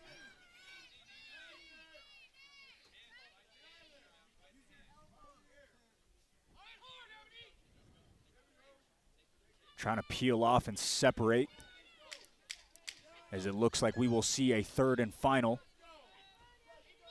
Really impressive work by both. Big moments, but Xiaoya Luo really separating herself from her opposition in the final minute. Yeah, I mean, I think she just kind of has a little bit better of kind of the flow of when she needs to go, when she needs to strike, when she needs to be accurate.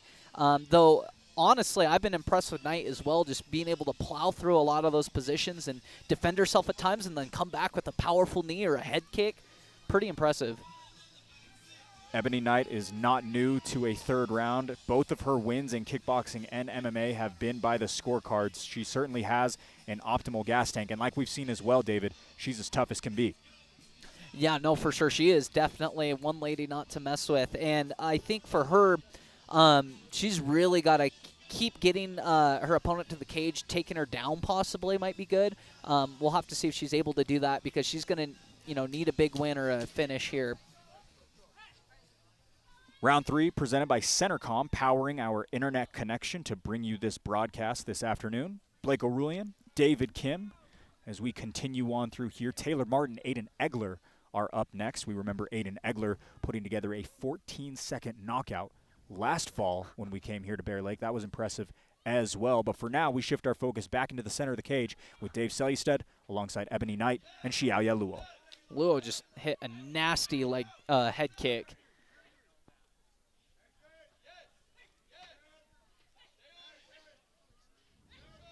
Bullying those knees to the body is Luo. She looks so good when she has the space in order to put those together, David. Yeah, Luo's Muay Thai is pretty impressive, and I think that it's it's just difficult to get your game plan if you're getting kneed in the ribs, you know. Knight's obviously trying to take her down and throw some heavy shots, but just keeps getting out of her game plan because that clinch and those knees are just so powerful. Big spotlight on the striking to Lennon Ford and Joshua Augustine have done such a great job in honing in Luo's striking, not to mention her own work that she has put in for years at this point and really becoming a well-rounded fighter. Wasn't really a grappler, but right now another takedown for her, trying to maybe put together a submission, Dave. Yeah, she looks real good from here. Throwing those hooks in. She's a little high. You'd like to see her kind of shoot back a bit, but she has the back.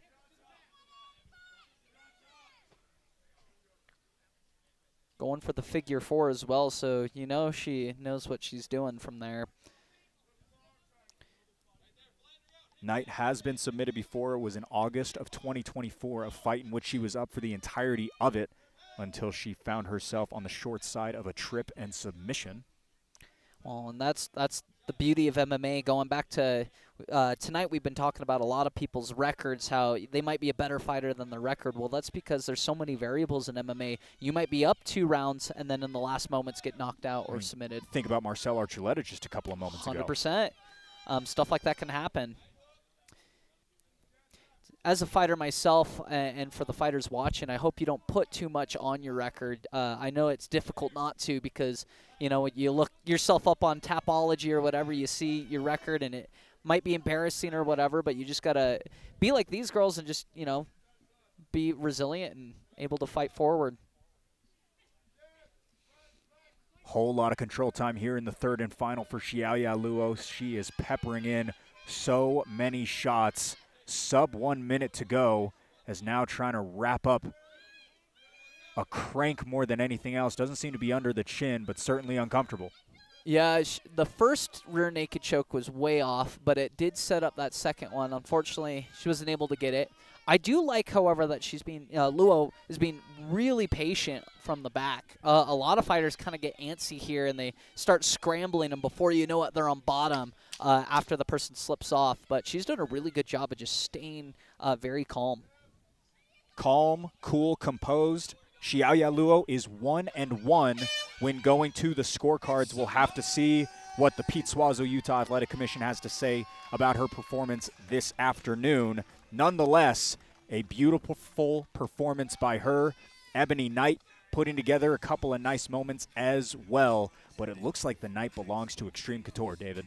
Yeah, obviously I'm no judge. I'm grateful I'm not. That's a tough job, but that did look like a pretty dominant performance from Luo, just with kind of a step ahead. Over in the corner of Ebony Knight, would love to see her back on a card. She really faced a buzzsaw this afternoon in Xiaoya, but has a lot of intangibles that I would look forward to seeing on future cards in terms of her abilities in there. A good grappler, a really solid striker as well, and really has a conditioned chin because so many of those shots that Luo landed that were so perfectly placed, she walked right through them. I mean, you got to be if you're the mom of 7, you know, and dealing with the Brady Bunch day to day. It's honestly, it blows me away that ladies like her can have time to make cereal and, you know, do stuff for breakfast and then go to practice at night. Like, it's mind-blowing, actually. Again, a mother of 7, so impressive by her. Her partner, Adam Easley, will fight later on this afternoon into the early evening alongside Alan Aragon. But that woman, Xiaoya Luo, seems to continue to be a problem. We've got it on paper. Here's Hoops. Fierce fans, after 3 rounds, we go to the judges' scorecards for a decision. All 3 judges scored this contest 30-27, declaring the winner by unanimous decision, Xiaoya Mink Luo. 3-2 for Xiaoya Luo. A couple of fighters looking for their third MMA victories are Aiden Egler and Taylor Martin. Short break, and we'll be back to see them make the walk.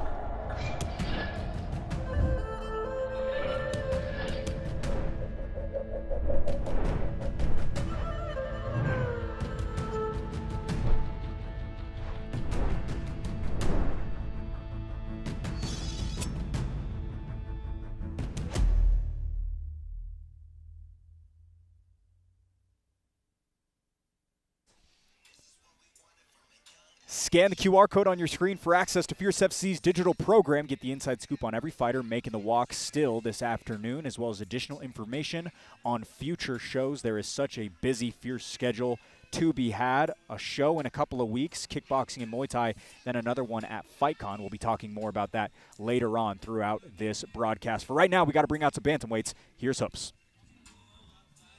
Fierce fans, our next fight of the evening is brought to you by 208 Lawn Care, an official sponsor of Fierce Fighting Championship. Fierce fans, make some noise and welcome Aiden Egler and then Taylor Martin to the cage.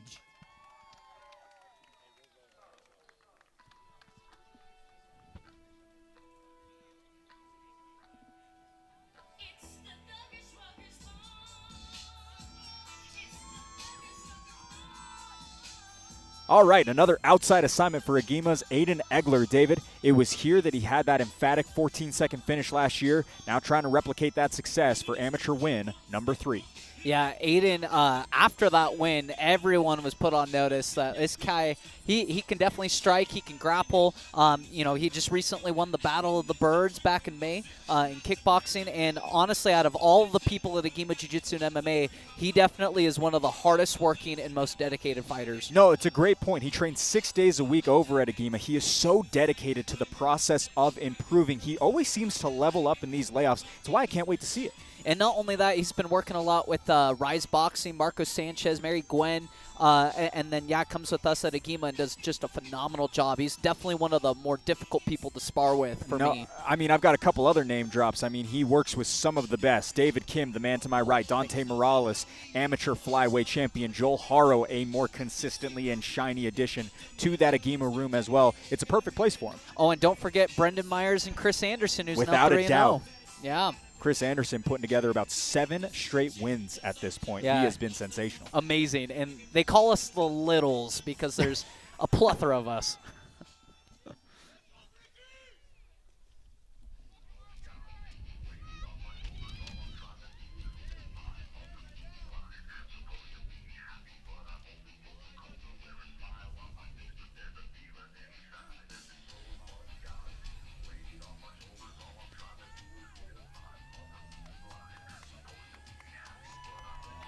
Looking to sequence a third straight is Taylor Martin. David hasn't lost since his debut over a year ago. Now a step up alongside someone with more than one win for the first time in his career.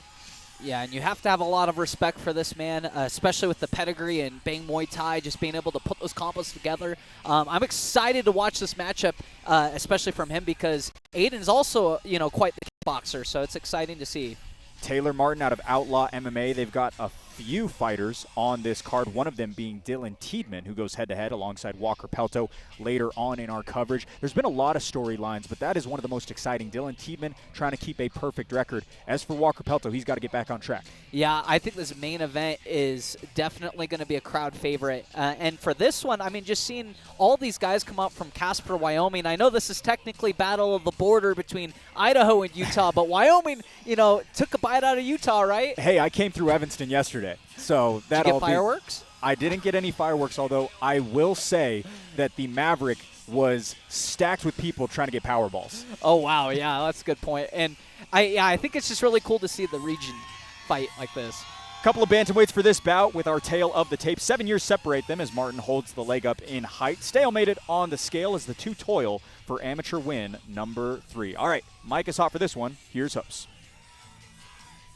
Fierce fans, this fight is sponsored by 208 Lawn Care. This fight is an amateur bantamweight bout scheduled for 3 3-minute rounds, and when the fight begins, the referee in charge will be Dave Selyustad. Introducing the first fighter, fighting out of the blue corner, holding an amateur record of 2 wins and 1 loss. He stands 5 feet 7 inches tall and weighed in at 134 1/2 pounds. Fighting out of Agima Jiu-Jitsu and MMA, hailing from Saratoga Springs, Utah, by way of Sycamore, Illinois. Fierce fans, make some noise for Aiden Desert Eagle Egler.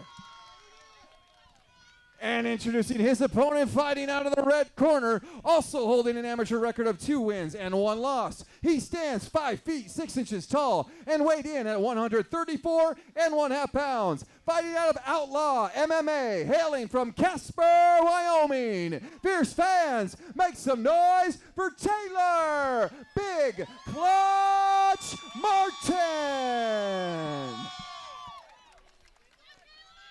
Eyeing 3 straight is Taylor Martin, sporting the red gloves, challenging is Aiden Egler, strapped up in the blue gloves. This amateur bantamweight bout is brought to you by 208 Lawn Care, crafting picture-perfect landscapes season after season.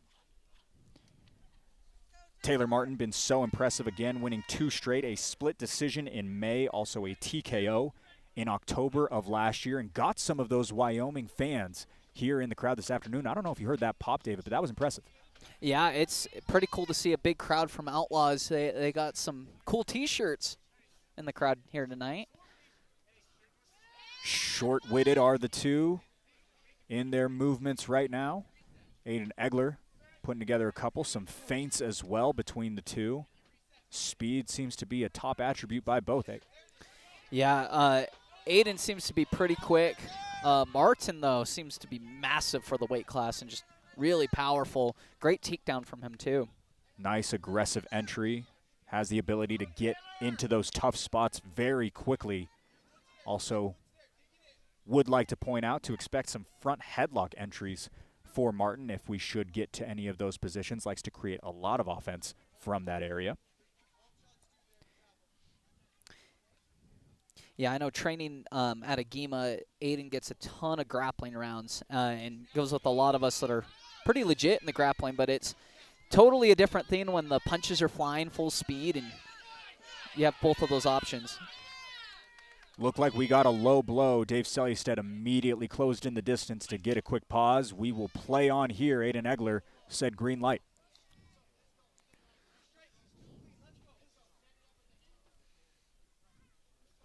Yeah, like you were talking about, David, in terms of Egler's grappling chops. We're seeing a lot of striking right now, but did wrestle in high school. Also a high-level jiu-jitsu player himself. Yeah, you see Aiden lock the hands there, and beautiful takedown from him. Just that's kind of the key for a lot of these guys that get to the cage. If you can lock your hands right underneath their butt, it controls their hips, and you're able to really pull them off that cage.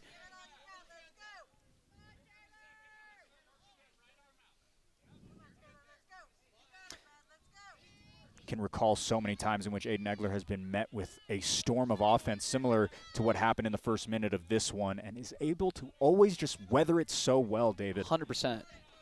Yeah, it was interesting in that specific exchange. He was in southpaw throwing pretty powerful combos, and it seemed like Martin was just having a hard time with it and was, as a defensive mechanism, went to shoot in, and that's when Aiden countered and was able to, take him down.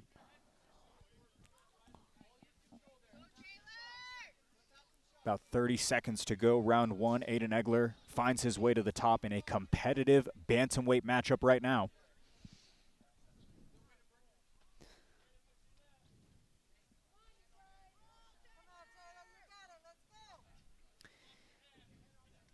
Martin has that overhook on the left side. It makes it really difficult to break the posture with the collar tie as well. But it also means that he's not really able to do much. Egler really trying to bruise that body here in the final seconds of round 1. We'll also mention this about Taylor Martin. 3 times the experience of any of Aiden's previous opponents combined coming into this one. Egler 2-1, but really has only faced either debuters or guys with 1 fight. Martin, very, very seasoned as an amateur over in Wyoming. Yeah, I mean, Aiden's at the point where, you're fighting people with a little more experience, and I think that's a good thing for both these guys to fight someone at this level that has some wins, has some losses, but are 100% game. That's kind of what gets you ready to be a pro. Over with Taylor Martin. Really, really strong start. Did find himself on bottom for the back half of that first round. That being said, David, where does he look like he might have the leg up in terms of this matchup moving into round 2? He needs to, honestly, he needs to double down on his striking, really believe in the power that he has, and then use that to get to his takedown. Every time he shot a takedown, he was able to get it and look pretty dominant doing it. Round 2, powered by Bear Lake Premier Cabins, helping accommodate fighter lodging arrangements for the weekend. Big time thank you to them.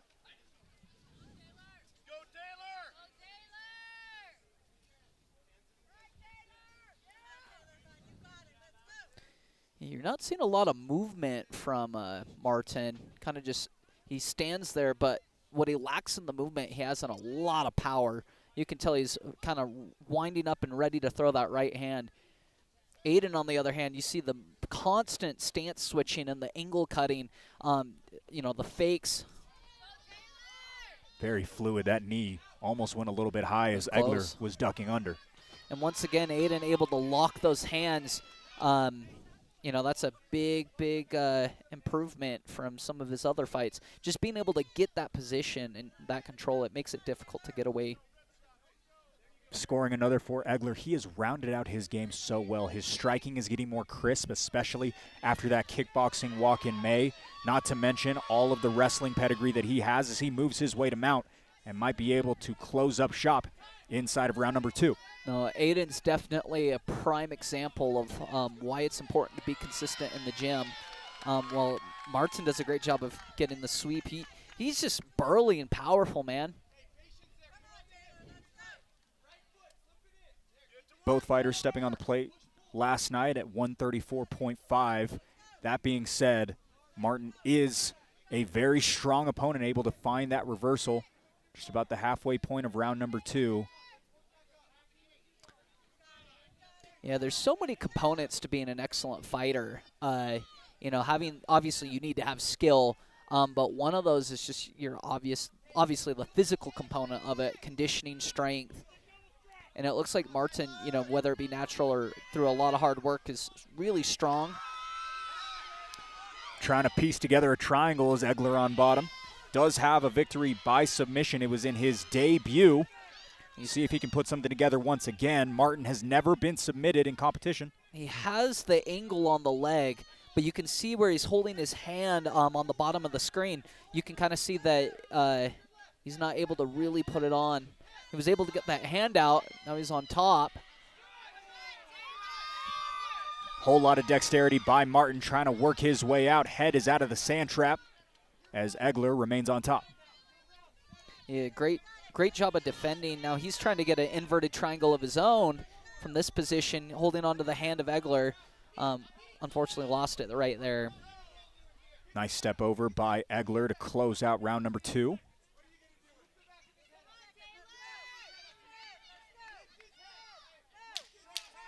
Really back and forth between these bantamweights, David. Yeah, and Aiden's corner's screaming at him short time just to throw something.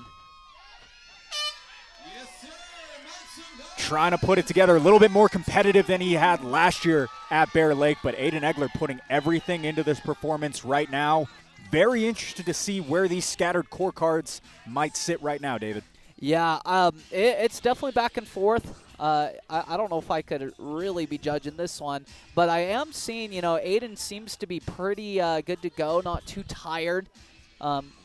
his conditioning is definitely on point, whereas Martin seems to be breathing pretty heavy in his corner.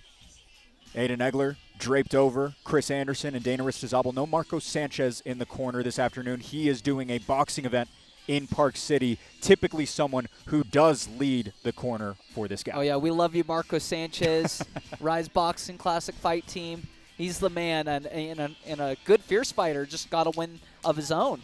Incredible work by him. They are actually, David, for the numbers, the winningest gym this year on paper. That's sweet. Massive work by them. Hope that event over in Park City is going well alongside MG Valinga. But we head into a third and final round. On deck, Sheldon Bang as well as Chris Simons. Should be another fun one, but for right now, we move back to these two bantamweights who have been quite competitive through the first 6 minutes. Yeah. Big difference in the style matchup on the striking. But, both these guys are landing. Egler sent a shot down the pipe, landed it cleanly. Martin still alert. Martin has his hips back almost like a wrestler would from a striking position, but he's, able to come forward with that power. Trying to create a grappling exchange. He'll get there. Martin burrowed up right there next to his corner of Outlaw MMA in Casper, Wyoming. Yeah, I'd love to see Martin kind of scoot the hips of Aiden back and lock up those legs almost like, what Khabib or some of those other Dagestani fighters do. Aiden's able to use kind of this body lock butterfly hook to sweep, though he's running into the cage right now. Back and forth they go. What an exchange between them as Egler now wants another triangle. I had no idea Aiden was so good at these triangles. That's pretty awesome to watch. Working alongside Dana Ristizabal, one of the sharpest triangles I have ever seen on the mats as he's trying to get that knee a little bit closer over to the center line of Martin's back. Keep him busy up top, though, is the Wyoming fighter. Yeah, Aiden's cutting that angle pretty well. You can see that he has that arm with his left arm. He might be able to open that up for the arm lock right here. It's a classic Agima move. Trying to shove down that head is Egler, the man on bottom. Martin able to retreat once again and trying to get positionally dominant for the final 55 seconds of this one. I'm really impressed with Martin's ability to kind of fend off those advances from Aiden, get to a dominant position. It really shows, kind of the seasoned experience that he has. A lot of people would freak out in that position, start slamming, going all over the place, but he was just calm as a cucumber, as Andrew Paquette says. Cool as a cucumber. Oh, cool as a cucumber. That's what I meant to say, yeah. I said that once on a Fierce broadcast, and Jason Laporte and Joel Haro roasted me for about a week straight. They're like, we had never heard of that. Oh, boy. I was like, well, go read a book. Yeah. Wait, Jason reads books? Final seconds as Taylor Martin sits on top and tries to put together a couple of punches. He will do so, but a scramble finds Egler able to find his way into the guard of Martin. Fun matchup will go to a decision. Aiden Egler, going to be interesting to see what he does in the near future, but David, seems as though there's a lot of confidence on his side. As for Taylor Martin alongside his corner, looks a little bit gassed, but he looked really good as well, especially in that third round. I was impressed with both of these guys, honestly. If I had to pick, if my life depended on it, I'd probably pick Aiden for this one, just based on kind of all three rounds. But both of these guys really showed a lot of experience growth as well, which is what you want to see.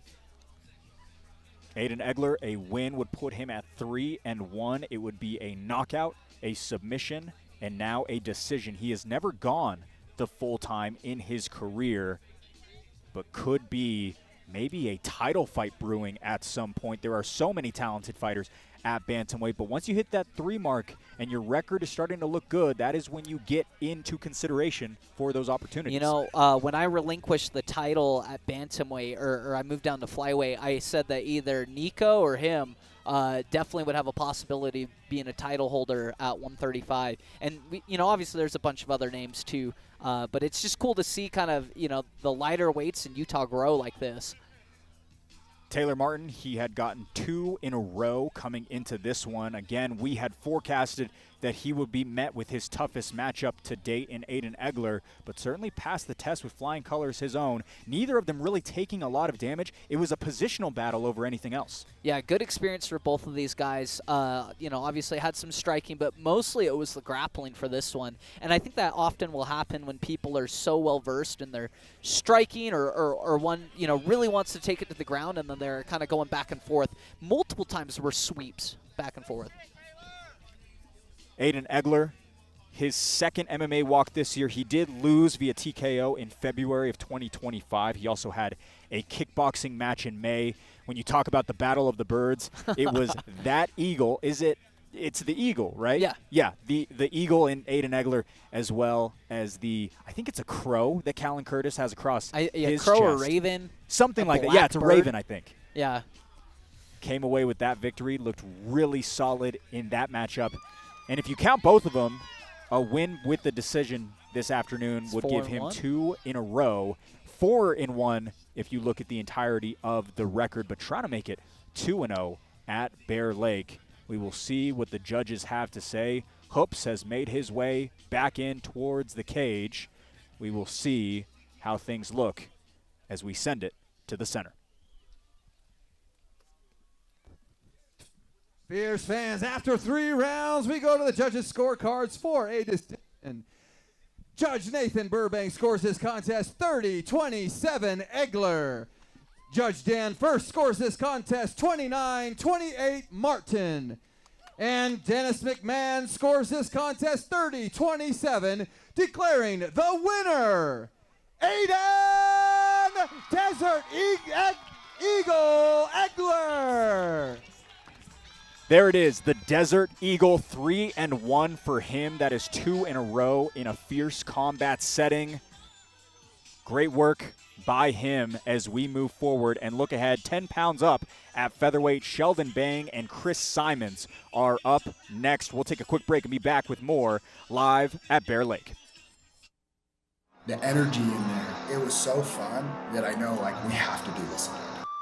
Lucas Pino, welcome to Fierce Fighting Championship. That was next level speed and power. I'm just a sniper, man. If it's open, I'm going to take it. Jason, he looked good. He looked really good. Very impressed.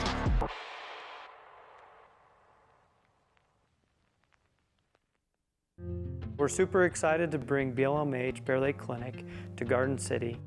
We'll be providing family care, urgent care, and physical therapy along with specialty docs like orthopedic and obstetrics. We'll be providing full spectrum primary care from newborns to helping our older population, full obstetrical care where we can do the prenatal visits here, the postpartum visits here. Having urgent care here is a huge benefit to the community. We have x-ray, lab, along with excellent providers to be able to see you same day. We're hopeful, being here in Garden City, that we will continue to be a beacon of hope in the valley, a place of healing for our families, and an opportunity for us to show our compassion to one another.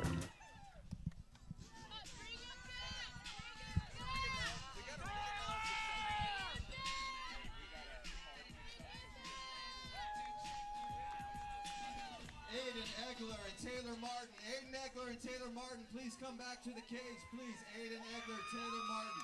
We have an incorrect scorecard read by your man Jackson Hoops.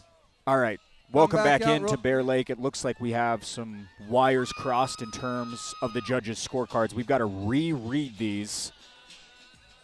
I'm not sure exactly what is going on.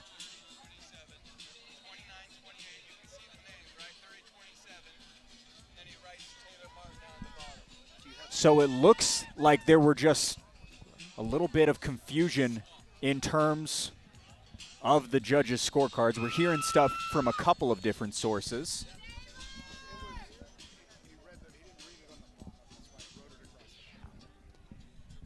So the writing was a little bit off, so unfortunately the tides do turn. It is going to go to Taylor Martin. He's going to make it 3 straight, and he is now the man with a 3-1 record. Quite disappointing. Never anything you want to see. Also a little bit unprecedented with that. We're going to give Taylor Martin his moment. Fans, we have the correct scorecard right here. The judges score this contest 30-27 for Martin, 29-28 for Egler, and 30-27 for Martin, declaring the winner by split decision, Taylor Big Clutch Martin.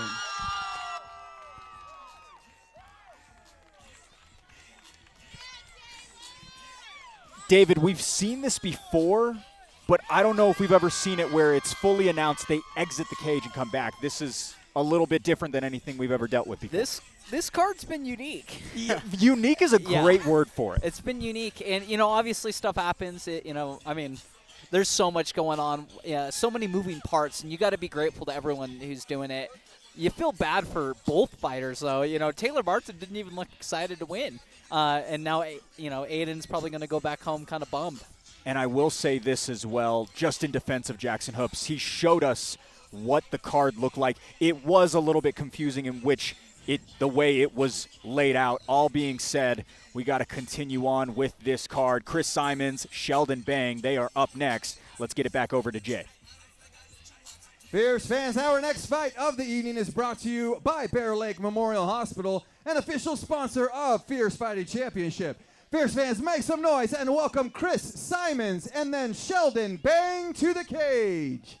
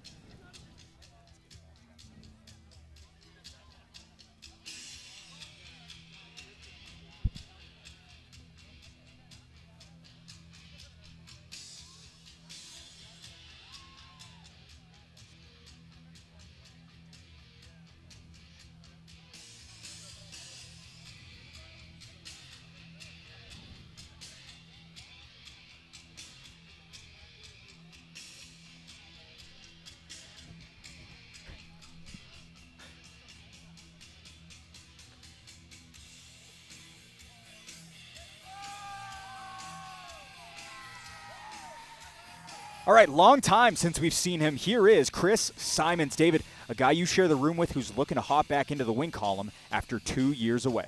Yeah, Chris is a nasty, nasty striker.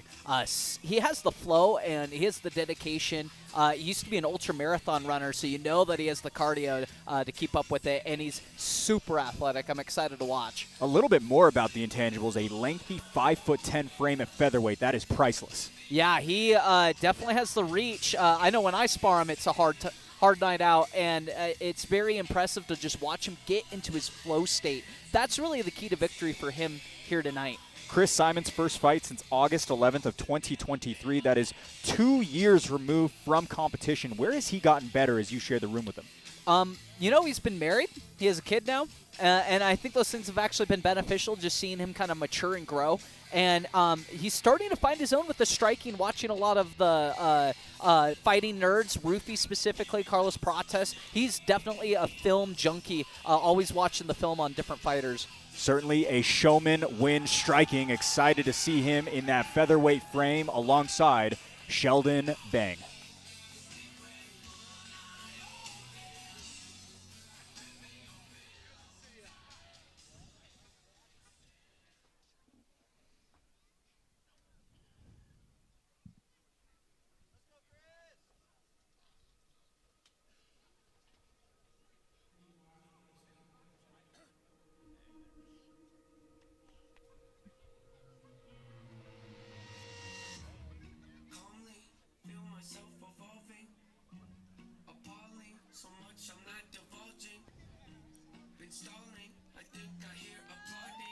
Hasn't heard his music in so long, but back is Sheldon Bang. David, First competition since he was 19, now 30, gearing up for a comeback.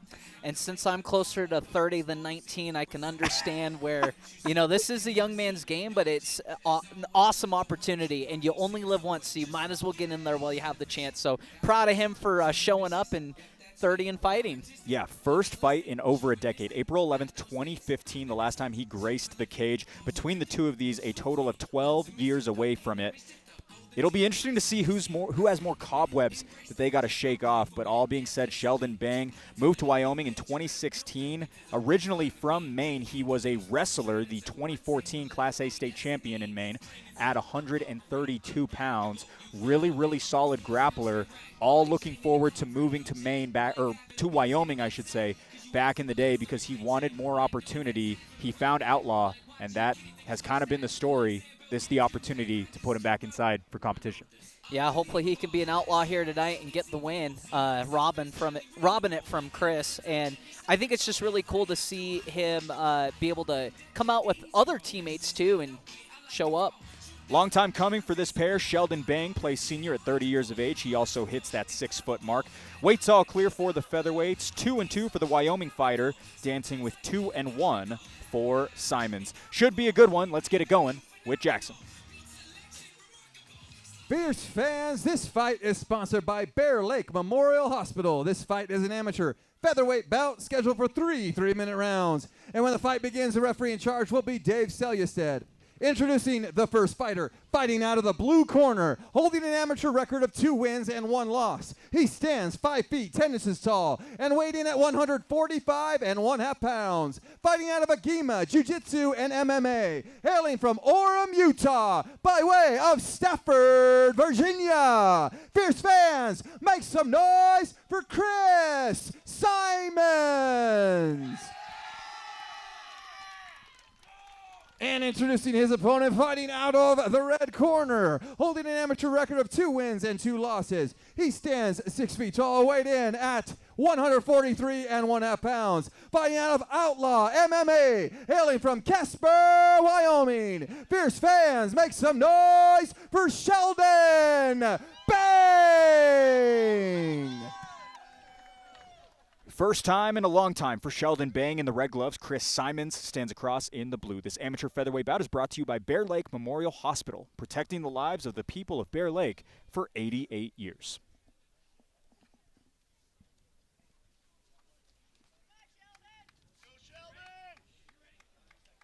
Co-main and main event coming up in just a little bit. Bang. Again, his first fight since April of 2015. Simons rips up the gut. We saw some great wrestling from Bang's teammate, just barely. Looks like we're going to see the same thing here. Yeah, Bang made his amateur debut at 18 years old, went on to fight 4 times in 11 months. And again, we have not seen him since, but able to score a takedown 30 seconds into his return. So far, looking solid. Chris has worked really hard to be a well-rounded fighter, and it's cool to see him kind of work from the bottom here because, normally he, in previous fights, has had kind of a difficult time with the wrestling. But you see here he's taking the back and doing great stuff with the grappling. Solid body lock to bring him down into a couple of hooks for Simons. He is one hook in. It's kind of difficult from this position because the cage is kind of in the way. But if you're able to kind of get that head position, you might be able to finish with the rear naked choke.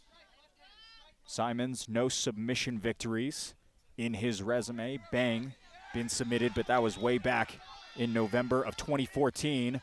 Trying to give him his first in about 11 years or so.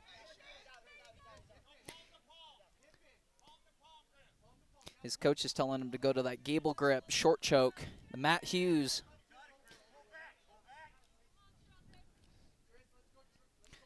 But Bang's doing a good job of hand fighting from this position, even though it might not be like a particularly wrestling thing to get choked out. The ability to hand fight and have that inside control is. Chris is getting a little off to the side and now is back in the closed guard. Nice popped off shot by Bang. Simons begins to fight from the bottom, a couple up kicks. If I'm Simons, at this point, I'd try to stand up and get back to where I'm comfortable. But he seems really calm in this position. Was it maybe the offense or the posed potential offense of Bang that kept him seated? I think potentially. I know that Simons, kind of like some of the other people on this card, is a little bit more of a slow starter. So I'm not entirely sure, but he must feel comfortable here. I mean, he almost choked him out. Bang working his way up, trying to get past that Agima guard. He's also not particularly getting hit, with the exception of a few strikes right there. So he's probably feeling all right. We'll go back to standing after a 60-second break. Chris Simons finds himself on bottom. Sheldon Bang looks good after a decade out. Yeah, I mean, Sheldon was definitely grinding, very active in that round. I think that the, judges are going to favor kind of that activity, being able to dictate where the fight was and able to throw punches. But on the other hand, Chris was able to, threaten the submission from the back and had it a few times. Looking good so far is Sheldon Bang, again, the fighter out of Casper, Wyoming. Life socially and career-wise was kind of in the front seat, but when this opportunity came, he really wanted to get back in the gym and back to training the best that he possibly could. It has all culminated into this, a good first 3 minutes. But like we talked about Chris Simons, same situation for him, a little bit less time away with just 2 years. But excited to see this one start back up on the feet, where we have talked about Simons, where his game really excels. Yeah, once again, I think with the exception of that first round, if he can get into these later rounds and kind of find that flow state, that's really where Chris does his best work.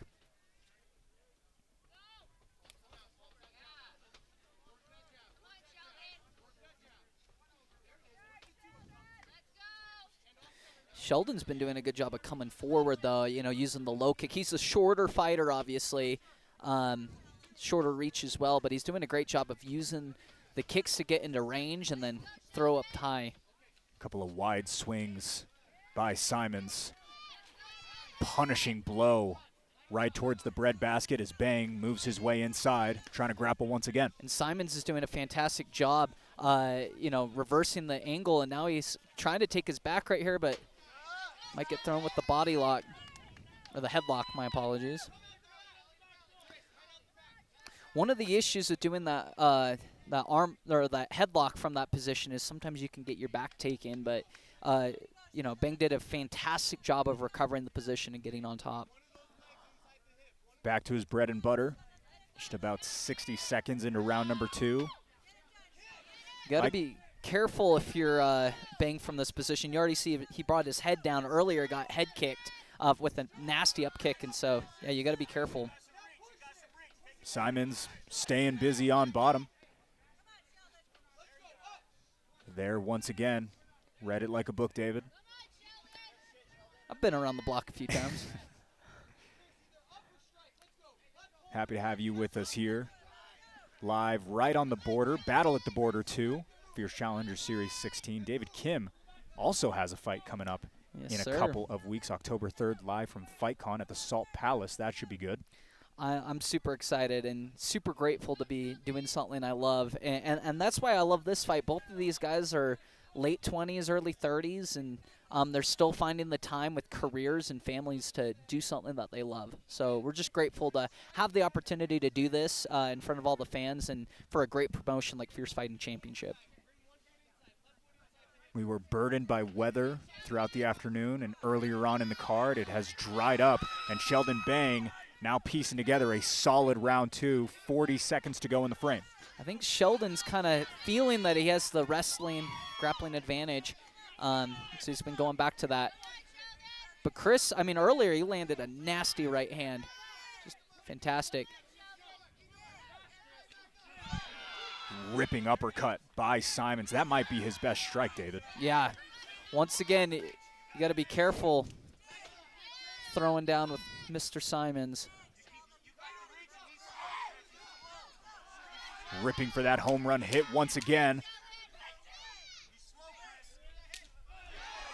bellowing to the body as well. Solid closeout in the final 30 seconds for Chris Simons. That'll be very interesting to see how much that shifts the sways, the judges. Yeah, I think that Simons, if I'm in his corner right now, I am screaming and begging him to create that space. If you feel uncomfortable, start circling and moving away from the wrestling. And if I'm Sheldon Bang, I'm using that low kick, that jab to come into the position to get the takedown.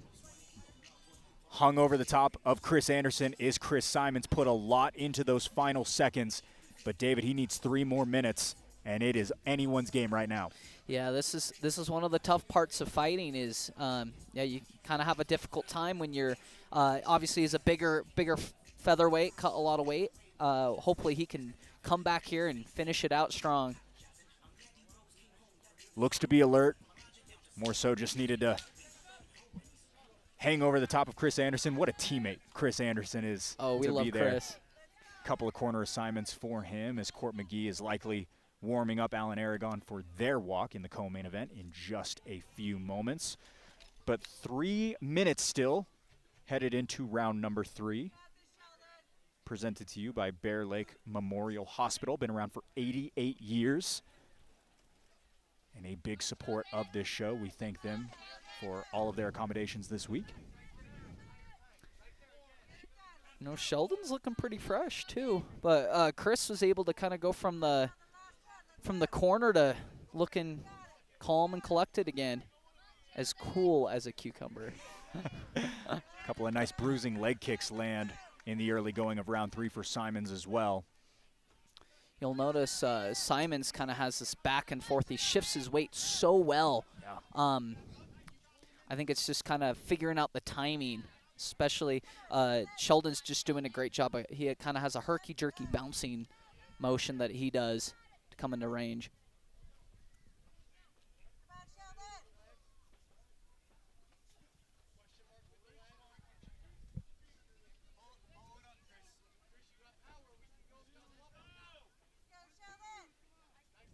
Such a fun chess match through the first 7 minutes or so of this one. Both guys have had their moments. Very, very competitive. Good matchmaking as well by our man, Zach Partridge. But also for Sheldon Bang to come back after a decade and look like this, David, is very impressive. He looks really good, honestly. I've been very impressed with Sheldon, especially as the shorter fighter in this one. Doesn't seem like he cut too much weight to make the weight.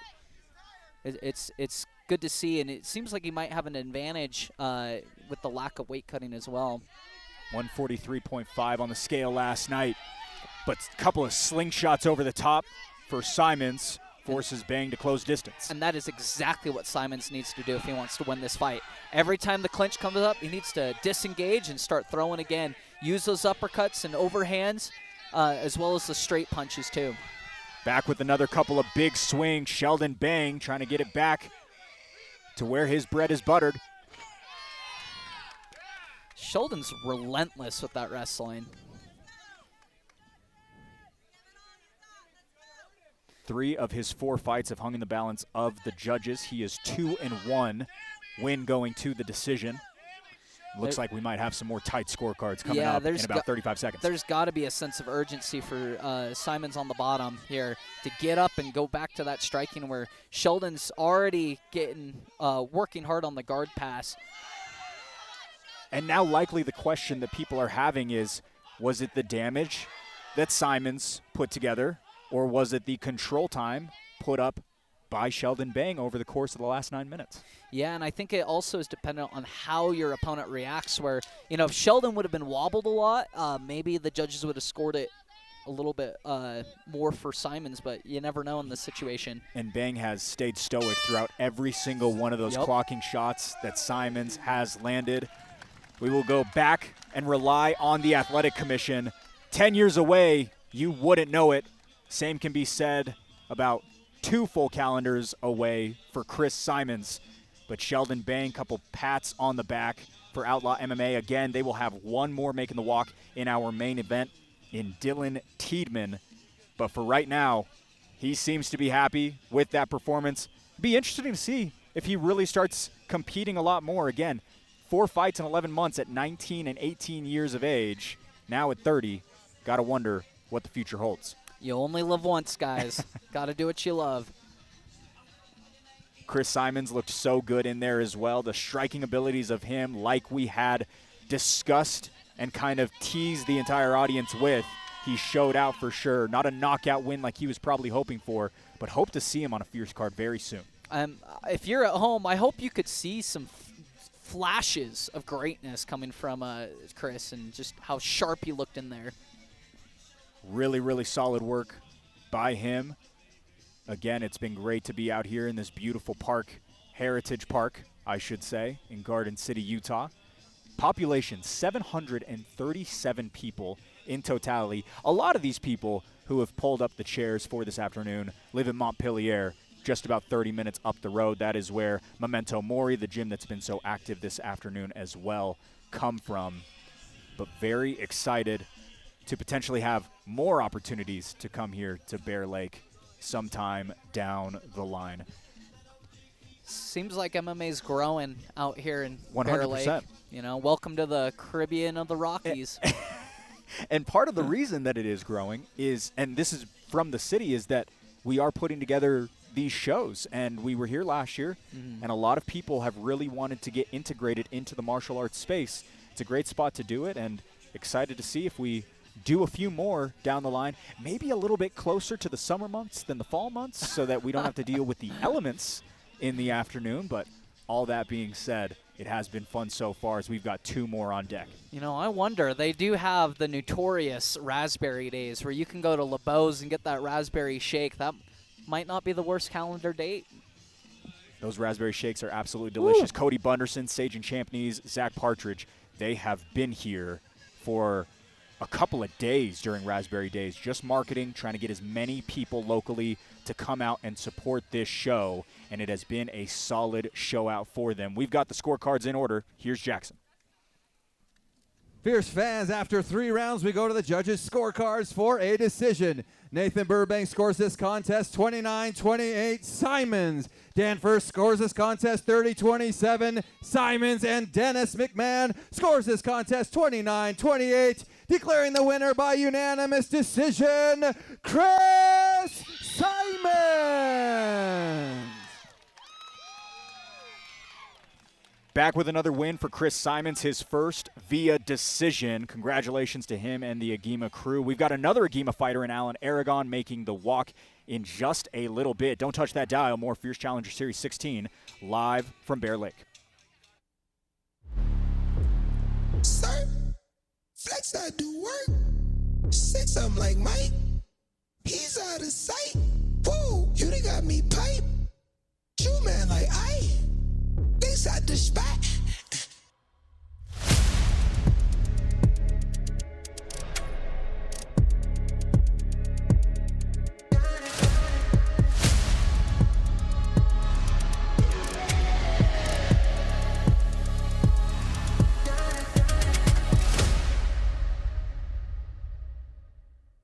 Come on, check this out.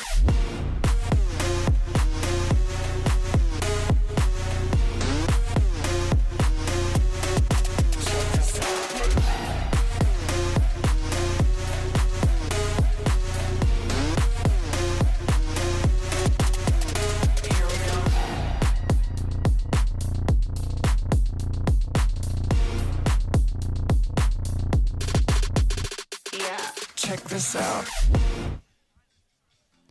To the co-main event we go. Adam Easley, his partner Ebony Knight, fighting just a little bit ago. Alan Aragon, his younger brother Angel Aragon, fighting earlier on in this card as well. Both of them trying to get into the win column. Easley has so many reps. As for Aragon, he is a win or 2 away from a title setting. We'll bring him out right now with Jackson. Fierce fans, our co-main event of the evening is sponsored by R&R Barbecue, the official food vendor of Fierce Fighting Championship. Fierce fans, make some noise and welcome Alan Aragon and then Adam Easley to the cage.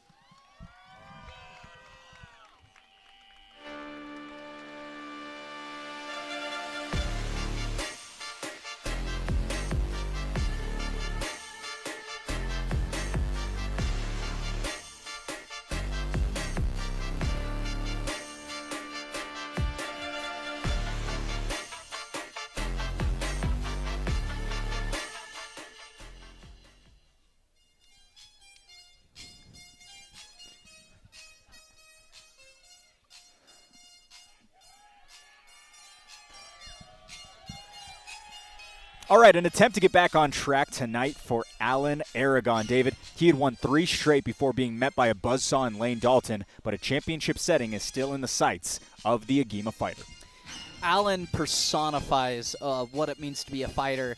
Seeing him grow up as a mixed martial artist has been nothing short but just amazing. And he works so hard, training right beside Court McGee, one of his coaches who's kind of always been in the background helping him out, as well as finding other places to train like, boxing and other gyms to cross-train at. It's been really fun to watch. Yeah, I talked to him yesterday. He's really been sharpening his striking. Recently began boxing with David Madrid on top of his Agima workload. He actually has a fight at FightCon in a boxing ring on October 3rd already on the calendar as well. So really just trying to get that part of his game. He already is a collegiate wrestler. If he can piece together the striking as well as his wrestling, he's really a top prospect. Yeah, I think this is the time for him to become super well-rounded. So when he's ready to go pro, there's no question that he can stand on the feet or go to the ground. And also interesting, he'll be 23 at the end of this month. We remember when he came back from Utah Tech right around 19 years of old, and since then,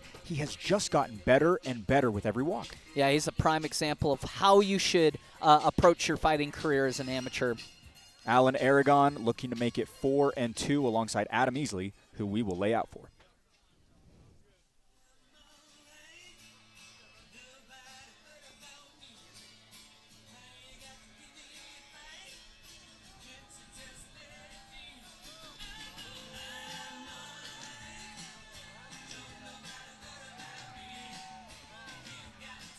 All right, another Bear Lake bout for the local Adam Easley. David, it was his ability to strike and stay upright that got him his first win in 3 years last time out.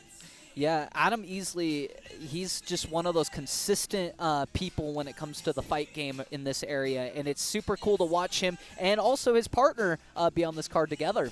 So tenured, made his MMA debut in January of 2012. I couldn't even drive back then in Idaho when he was 24 years old. First MMA fight since we were here in September of last year for the inaugural Bear Lake show. He had knocked off a long overdue losing streak. Also got a kickboxing win a couple of months ago as well with a finish inside of 2 minutes. Yeah, the first time I had watched him was here last year against Luke Sanders, I believe, and just did a phenomenal job. Even though it wasn't the perfect fight for him, it was so fun to watch, and the crowd was behind him. It was really cool.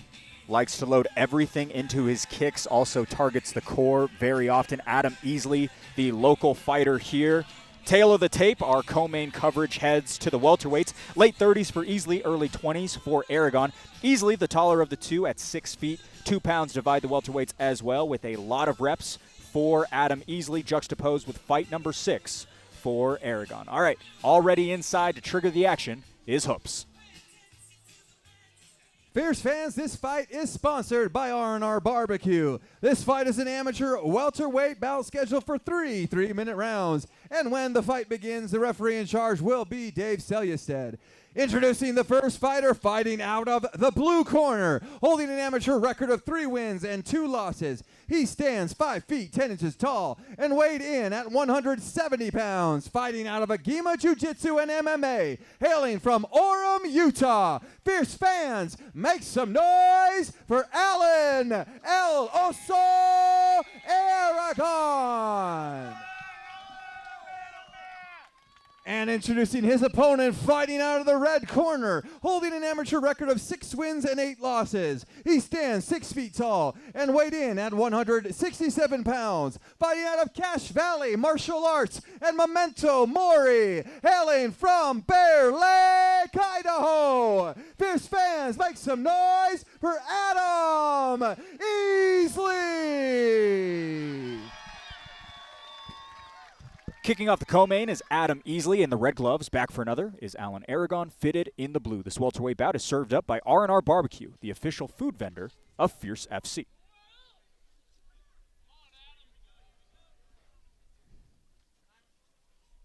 Some family ties for both of these fighters on the card earlier. Again, Ebony Knight competing alongside Xiaoya Luo, as well as Angel Aragon, the younger brother of Alan Aragon.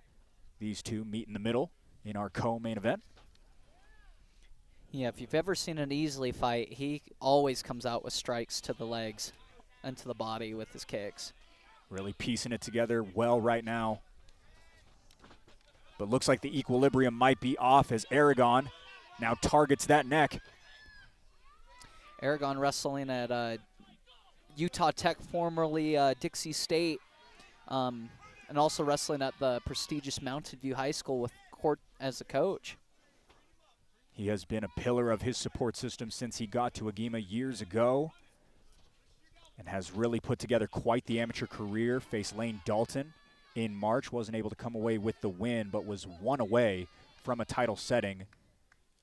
Also Spencer Hansen and Dosam Leon, or not Dosam Leon, I apologize. Lane Dalton, fight on October 3rd at FightCon for that amateur welterweight title. Dosam Leon was stripped as Allen scores the first takedown. Yeah, Allen is one of the best I've ever seen at getting people to the cage, body lock, hooks the leg, and brings him down.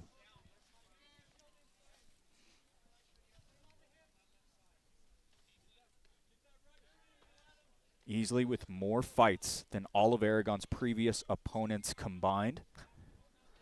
Quite interesting there, his 15th amateur walk this afternoon.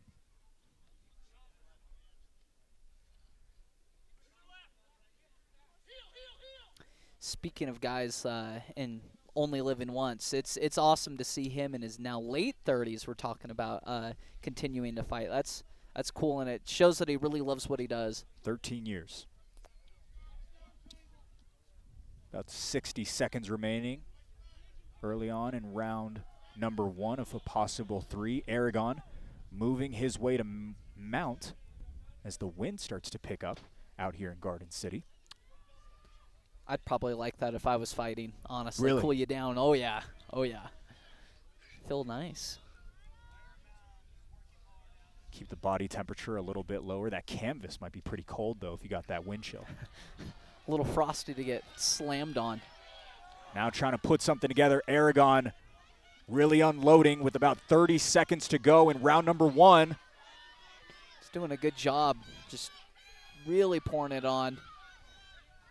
Aragon has one clean knockout, never had a TKO up until now. Allen Aragon, another first-round finish, 4-2, and a title coming near you. Might have spoke a little bit early on that one, but potentially now with that record, a rematch sometime in the near future if Lane Dalton is to get it done. Maybe a new name in Spencer Hansen, but it seems he is the clear-cut #1 contender after October 3rd. I mean, how can you deny that? He showed everything in that. Even though it was one round, he showed everything. Good striking, good grappling, great wrestling.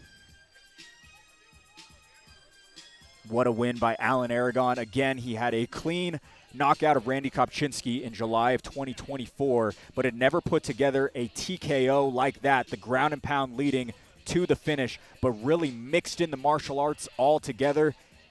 The boxing started in to the grappling, which got him down to the mat, and then climbing his way up to the mount in order to put together that performance. What a finish by Allen Aragon, a round 1 TKO for him. Let's make it permanent with hoops. Fierce fans, referee Dave Selyeset has called a stop to this contest at 2 minutes 45 seconds of the very first round, declaring the winner by TKO, Allen El Oso Aragon.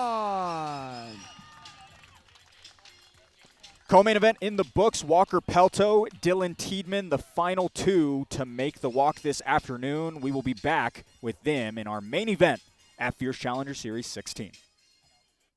Your brand, on the move, wherever life takes you. Seen in the rush of adrenaline, in the freedom of the ride, in the heights of adventure, and the thrill of new perspectives. No limits, no borders, just your brand reaching new heights. Wherever the journey takes you, your business deserves to be seen. JC Pro Design. Wherever you go, make it visible.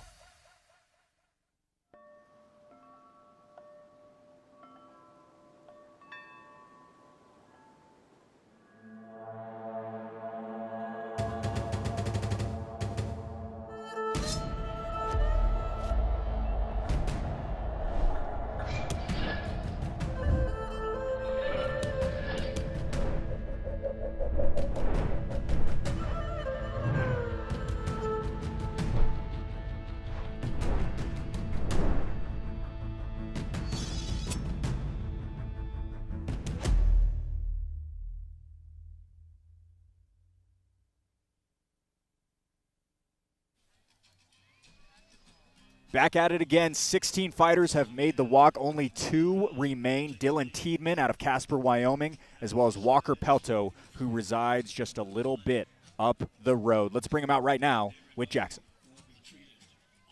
Fierce fans, our main event of the evening is sponsored by Will Andrews, injury attorney. Will Andrews, injury attorney, focuses in the area of automobile, motorcycle, and trucking accidents, serious injury, and wrongful death cases. When you need to fight back, Will Andrews, injury attorney, will fight for you. Fierce fans, make some noise and welcome our final 2 fighters, Dylan Tiedman and then Walker Pelto, to the cage.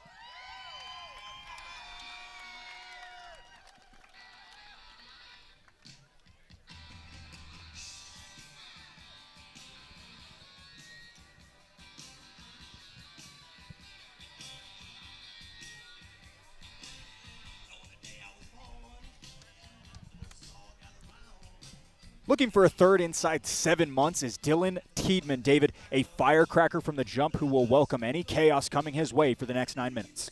Yeah, he's young. He's active. I would not be surprised if he was 3-0 after this, though. He has Walker Pelto in the way, but the trajectory that this kid is on is nothing but amazing. 2 wins, 2 finishes, his third walk again in a 7-month span. We really might have a contender on hand. It's also been one-way action for him in those first 2 walks. A round 3 TKO in May, also a round 2 submission in February. 2025 has been good to him so far. Yeah, just going back and watching some of his fights, he is definitely a fast starter. He's not afraid of the fire, and he's willing to kind of go in there and throw everything he has. Usually the aggressor in the wrestling exchanges as well, but might meet his match whilst facing Walker, who is a state champion. No, this is definitely a great matchup, great matchmaking as well, and I'm really excited to just see kind of the different skills that each of these guys have. They might have to go to their B or their C plan to get the win tonight. Dylan Tiedman dabbles in Muay Thai along with his MMA career, hence why he has a lot of dexterity in his kicks. We will look out for that. Walker Pelto also been dabbling a little bit in the striking. I'm curious if we do see anything on the feet, how that plays out as well. Yeah, I think that's going to be the biggest question is how does the striking relate when you have 2 really good grapplers and proficient martial artists.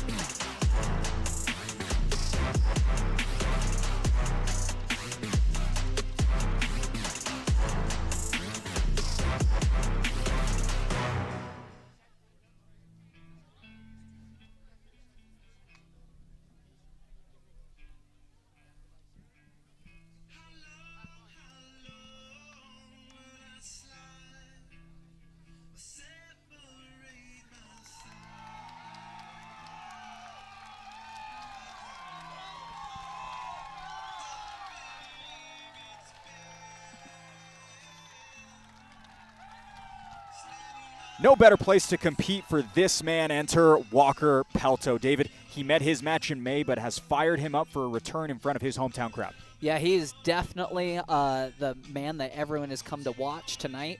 Last year, he put on quite the show. The crowd lit up like a firecracker. It was crazy to watch him win, and hopefully he can do the same tonight.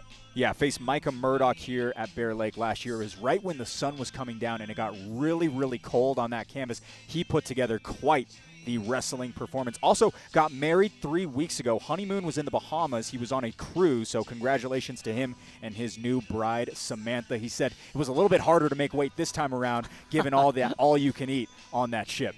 Man, that sounds tempting. I don't know how you could do that to yourself. And not only that, 3 weeks ago, can you imagine making weight after being on a cruise? 3 weeks removed. Must have a supportive spouse as well. So the question is where can this kid go from here?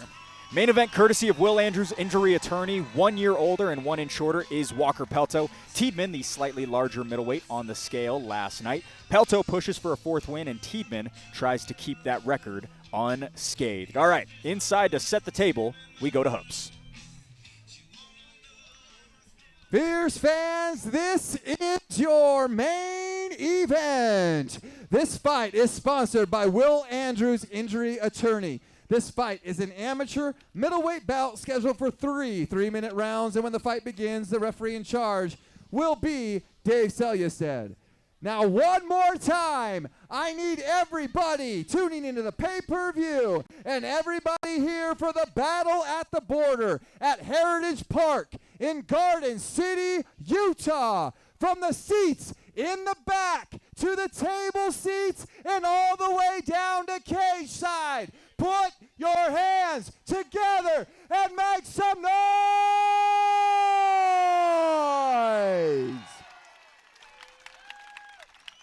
Introducing the first fighter, fighting out of the blue corner, holding an undefeated amateur record of 2 wins and 0 losses. He stands 6 feet tall and weighed in at 186 pounds, fighting out of Outlaw MMA, hailing from Casper, Wyoming. Fierce fans, make some noise for Dylan Tiedemann.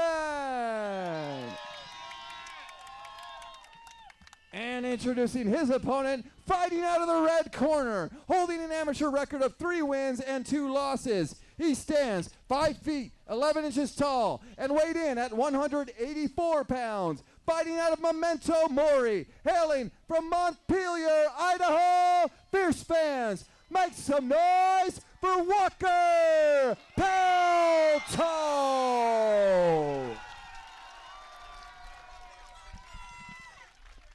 Gotta love that buzz for the fan favorite Walker Pelto. He wears red gloves, trying to stay unbeaten is Dylan Tiedemann, who counters in the blue. This middleweight main event is brought to you by Will Andrews Injury Attorney, focusing on automobile, motorcycle, trucking accident, serious injury, and wrongful death. When you need to fight back, Will Andrews will fight for you. Big time overhand right sets the pace for Walker Pelto. Also a denting leg kick lands for Tiedemann. We're off to the races, David. 0 feeling out. Straight into it. The shorts are coming off as well for anybody who can keep track and see that as well. Walker Pelto straight out of a cannon for this first fight as a married man. Yeah, I mean, it must be tricky to be kind of the highlight and a little stressful to have friends and family here, but he's showing up for him.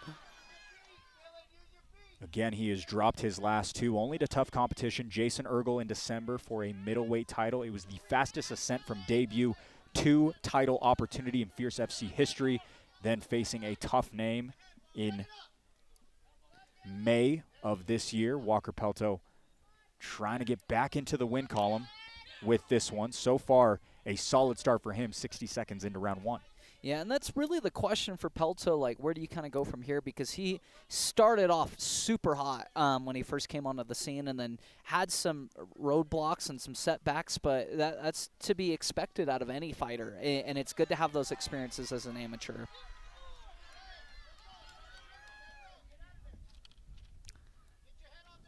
He's doing a great job not only being in the half guard, but just keeping his head right underneath the head, Tiedemann right over there, keeping him on the cage as well makes it really difficult to do about anything, really.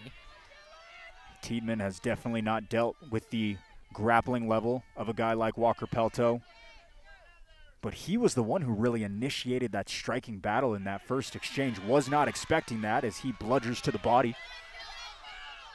Yeah, Walker came out real hot with an overhand.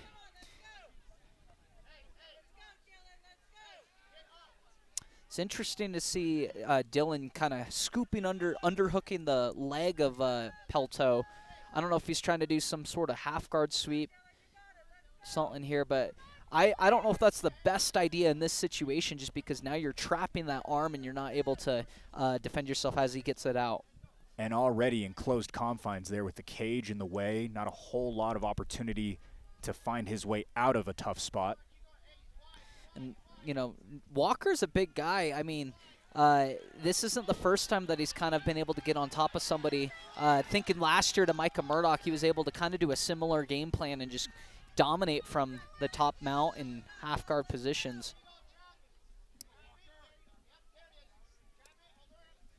All 184 pounds blanketed over the top as we close out round number 1, which has been all Pelto in front of this local crowd. This card was really built around him because he has such a high ceiling in this sport, as he helps him up as well. One of the nicest guys in the entire state who competes. Oh, yeah, he's super nice. If you've ever talked to him, just such a gentleman. Yeah, it's really cool to see people like him that are so kind by nature get in there and be so violent. I know a thing or two about that. You really are one of the nicest people. It's one of the reasons I love sharing the broadcast booth with you. As we head over to Dylan Tiedemann, got to get back to what he does well. Again, he is 2-0 at the moment, trying to keep it 3-0, but that first round was one that he had to deal with a lot. Yeah, I mean, he struggled a little bit. On bottom, he was smiling, though. You could kind of see on the camera.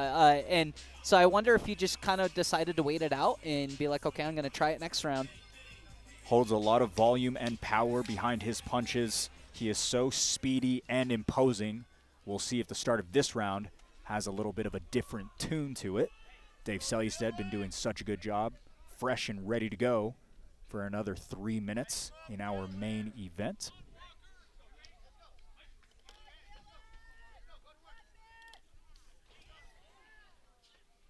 Spamming a teep to the body. Pelto trying to put together some kicks. Saw him strike a lot with Treston Whitkey in November. That was his last victory.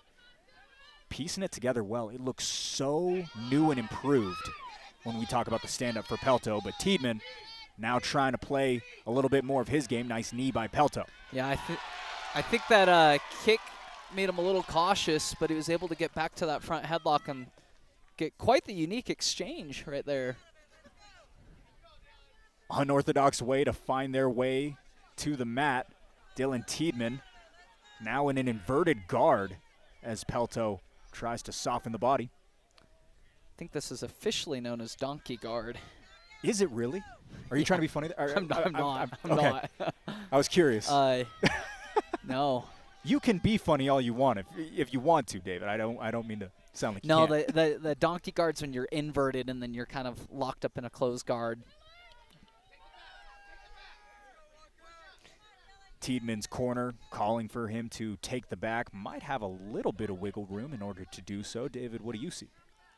You know, he's still kind of stuck on that cage. There was a moment there where he was kind of able to get around, but the secret to taking somebody's back is you have to get past their arm, and it just seems like he hasn't had much shot to do that. Walker's just done a fantastic job of staying on top and bringing those elbows in, not allowing to kind of have any shifting motions.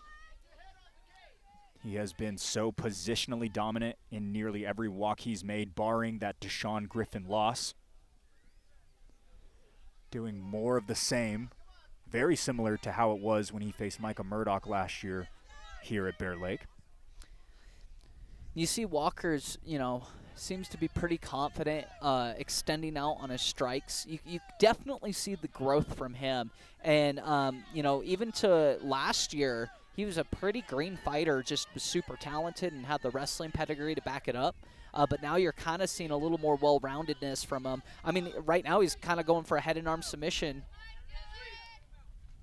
His 6th walk since June of last year. He has been so active. Wanted to get another fight in May before he knew that he would be fighting on this card in front of the hometown. And a Darce might be cinching up for the local. Yeah, he has that Darce pretty tight. He's trying to hip out so that he can control the legs and cinch it up. Seems like he's got him just about dead to rights. Tiedemann is tapping, and Walker Pelto, the streak snaps, and he is back to his winning ways. That was maybe the longest tap I have ever seen from a fighter. Tiedemann certainly felt it. What happened was he was tapping, his arms were kind of stuck, and he was doing it on the far side, and so Dave Selystedt just wasn't able to see it. And Walker holds on because he's going to do that until Dave pulls him off. But fair play. Good work by Walker Pelto, who is back in the winner's circle. We talked so much about how vital it was for him to do so, and he looks like the guy he was when he made his way to a title shot last year. Yeah, I mean, like we were mentioning earlier, a year ago, he was able to take his opponent down and beat him up and, control him. But now we're seeing the evolution where he just hit a Darce undefeated fighter. Let's go ahead and see the setup to how we got to the ground presented by R&R Barbecue. It was flashy, David. Yes, if you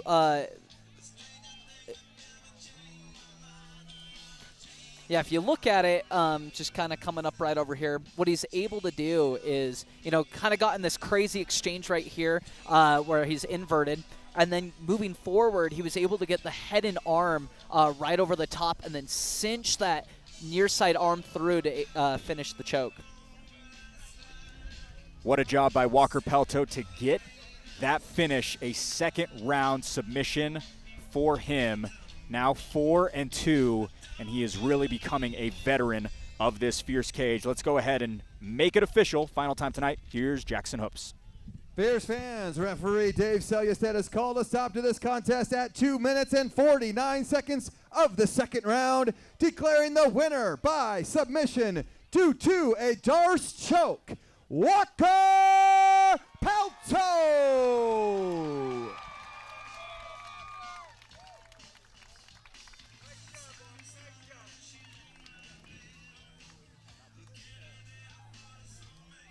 Walker Pelto. Hey, it's great to talk to you again, my man. How you feeling back in the winner's circle? Oh, it feels amazing.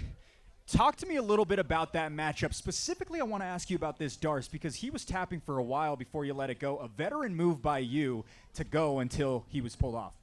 My coaches saw it, and so once I got a hold of it, I was just praying that it was tight, and I saw him tapping, and when the ref didn't call it right away, I was like, oh, man, this is going to be a long round. Walker, you look so new and improved. How much have you been sharpening your striking over the last little bit? A lot. In my last couple of matches, I was never able to showcase it, but I'm just grateful for the opportunities to do it again and to show the crowd what I have. 2-0 in front of your local crowd. How much do you love performing in front of Garden City and all these? It's my favorite place to fight. Everybody here is amazing, and the support is unlike any I've ever felt, and so thank you to everyone who showed up and came and supported. Walker, you are such a special talent. So great to call your fight. Congratulations. Give it up for Walker Pelto. Fierce fans, thank you for toughing out the rain today and for the patience. Drive home safe. Make some noise.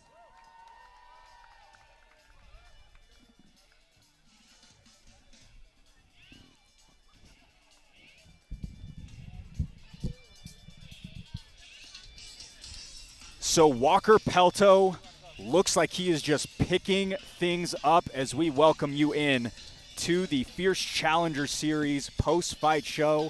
Blake O'Rulian alongside my right-hand man, David Kim. Didn't get the chance to come in on screen when we started things off. We've been battling elements throughout the entirety of the afternoon, but it stayed pretty much dry throughout this show. It's been good.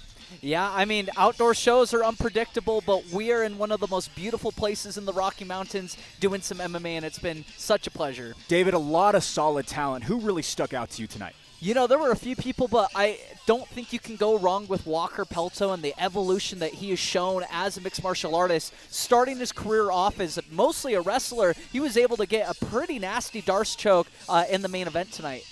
So much to look forward to. Fierce has got a very busy schedule upcoming. You're fighting on October 3rd, but we are going to talk about Fierce Challenger Series 17 headed to Salt Lake in just 2 weeks, headlined by the lone man who has a finish in the Fierce ring. There's a newly minted one as well, Lucas Pino. So many people excited to see him back.